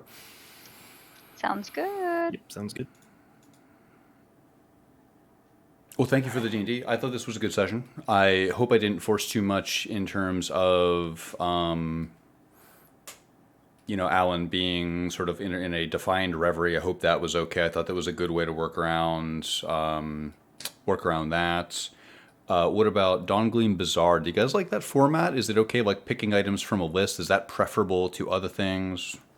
I think I would like it more if they changed, like daily, instead of having like one list for every session. Like if you had different. Well, I mean, this was the That's a same lot of day, wasn't it? Oh wait, it was. I thought it was like 2 different days. I imagine a lot of these magical items don't move a lot, also. Yeah. Yes and no. And we're gonna find other stuff at other bazaars, so That was just my opinion. No, totally reasonable. I did solicit your opinion. I was just curious, specific to the formating. Oh yeah, Yeah, I like liked it. it. Yeah, I think it's a fine way to kind of knock that out without dragging stuff along, like to keep stuff moving. It's Thank like you. look at Yes, it outside okay. of campaign too. 'cause I then also you can like really look to understand. I like how it's presented in campaign. I don't have to introduce myself to a vendor whose name I won't remember and schmooze it up. Just fucking buy it and get out. Yes, these are perfunctory vendor interactions, right? Which I think is good. Yes, you don't have to schmooze somebody. There's a price on the door, right? Easy enough. Kind of cutting some of the fat out of D&D, hopefully. I don't think anybody really enjoys haggling in that sense. Sometimes, but But better haggling than, oh, I have this, I wish I'd have more money, or whatever. Yeah. Grint likes striking a deal. well, Grint doesn't really care about it. But like when I played Taldred, he certainly liked striking a deal. Taldred's a great character. Thank you. I think so too. I thought also, you are very good at, especially because I think that people who don't drink a lot often have trouble portraying drunk characters accurately. And I think you do a very good job with Drunk Grint, where he's sort of, capricious and wants to argue, but doesn't, he has a short attention span. I think it's very strong. Glad to hear it. I have to go because I'm flying out in the morning. Dave, we'll all miss you so much. Bye. Safe Have a travels. safe trip. Good Safe trip. travels. Be safe. Be safe. I was gonna say that moment where Grint went ham on the wall with the pickaxe I was laughing so hard.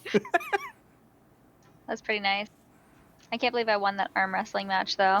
I can't either. Oh but my I god. thought that was Hitting that cool. over his head It was for the entire the campaign. outcome I wanted, but not the one I expected. Same. Because I wanted Grint to go drunkenly ballistic. That was funny. I almost started crying. I was laughing so hard. I like that sequence a lot. So sometimes in D&D, it feels weird having roles define stuff, right? But I think that was a good example of the roles made it pretty unexpected.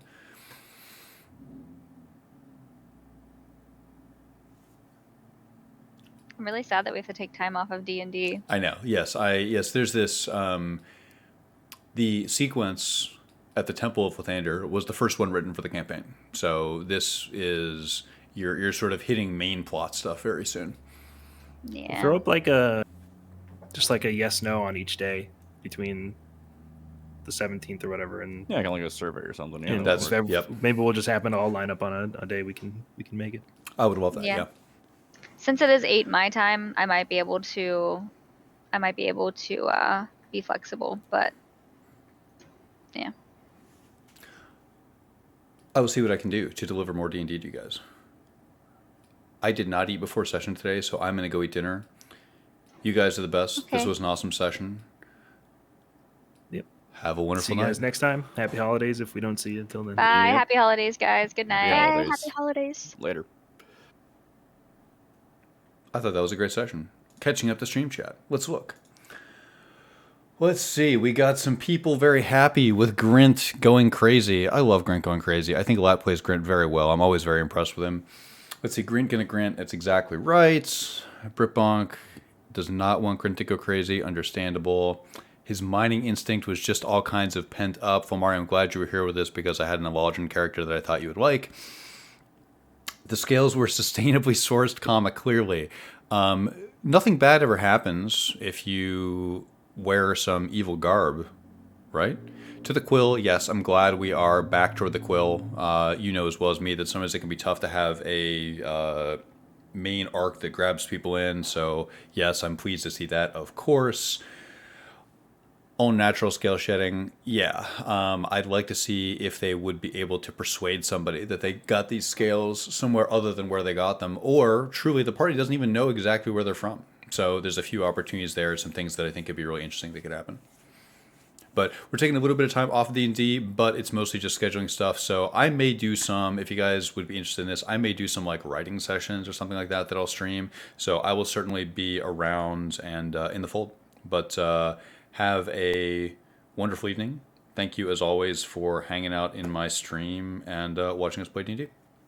Have a good night, guys.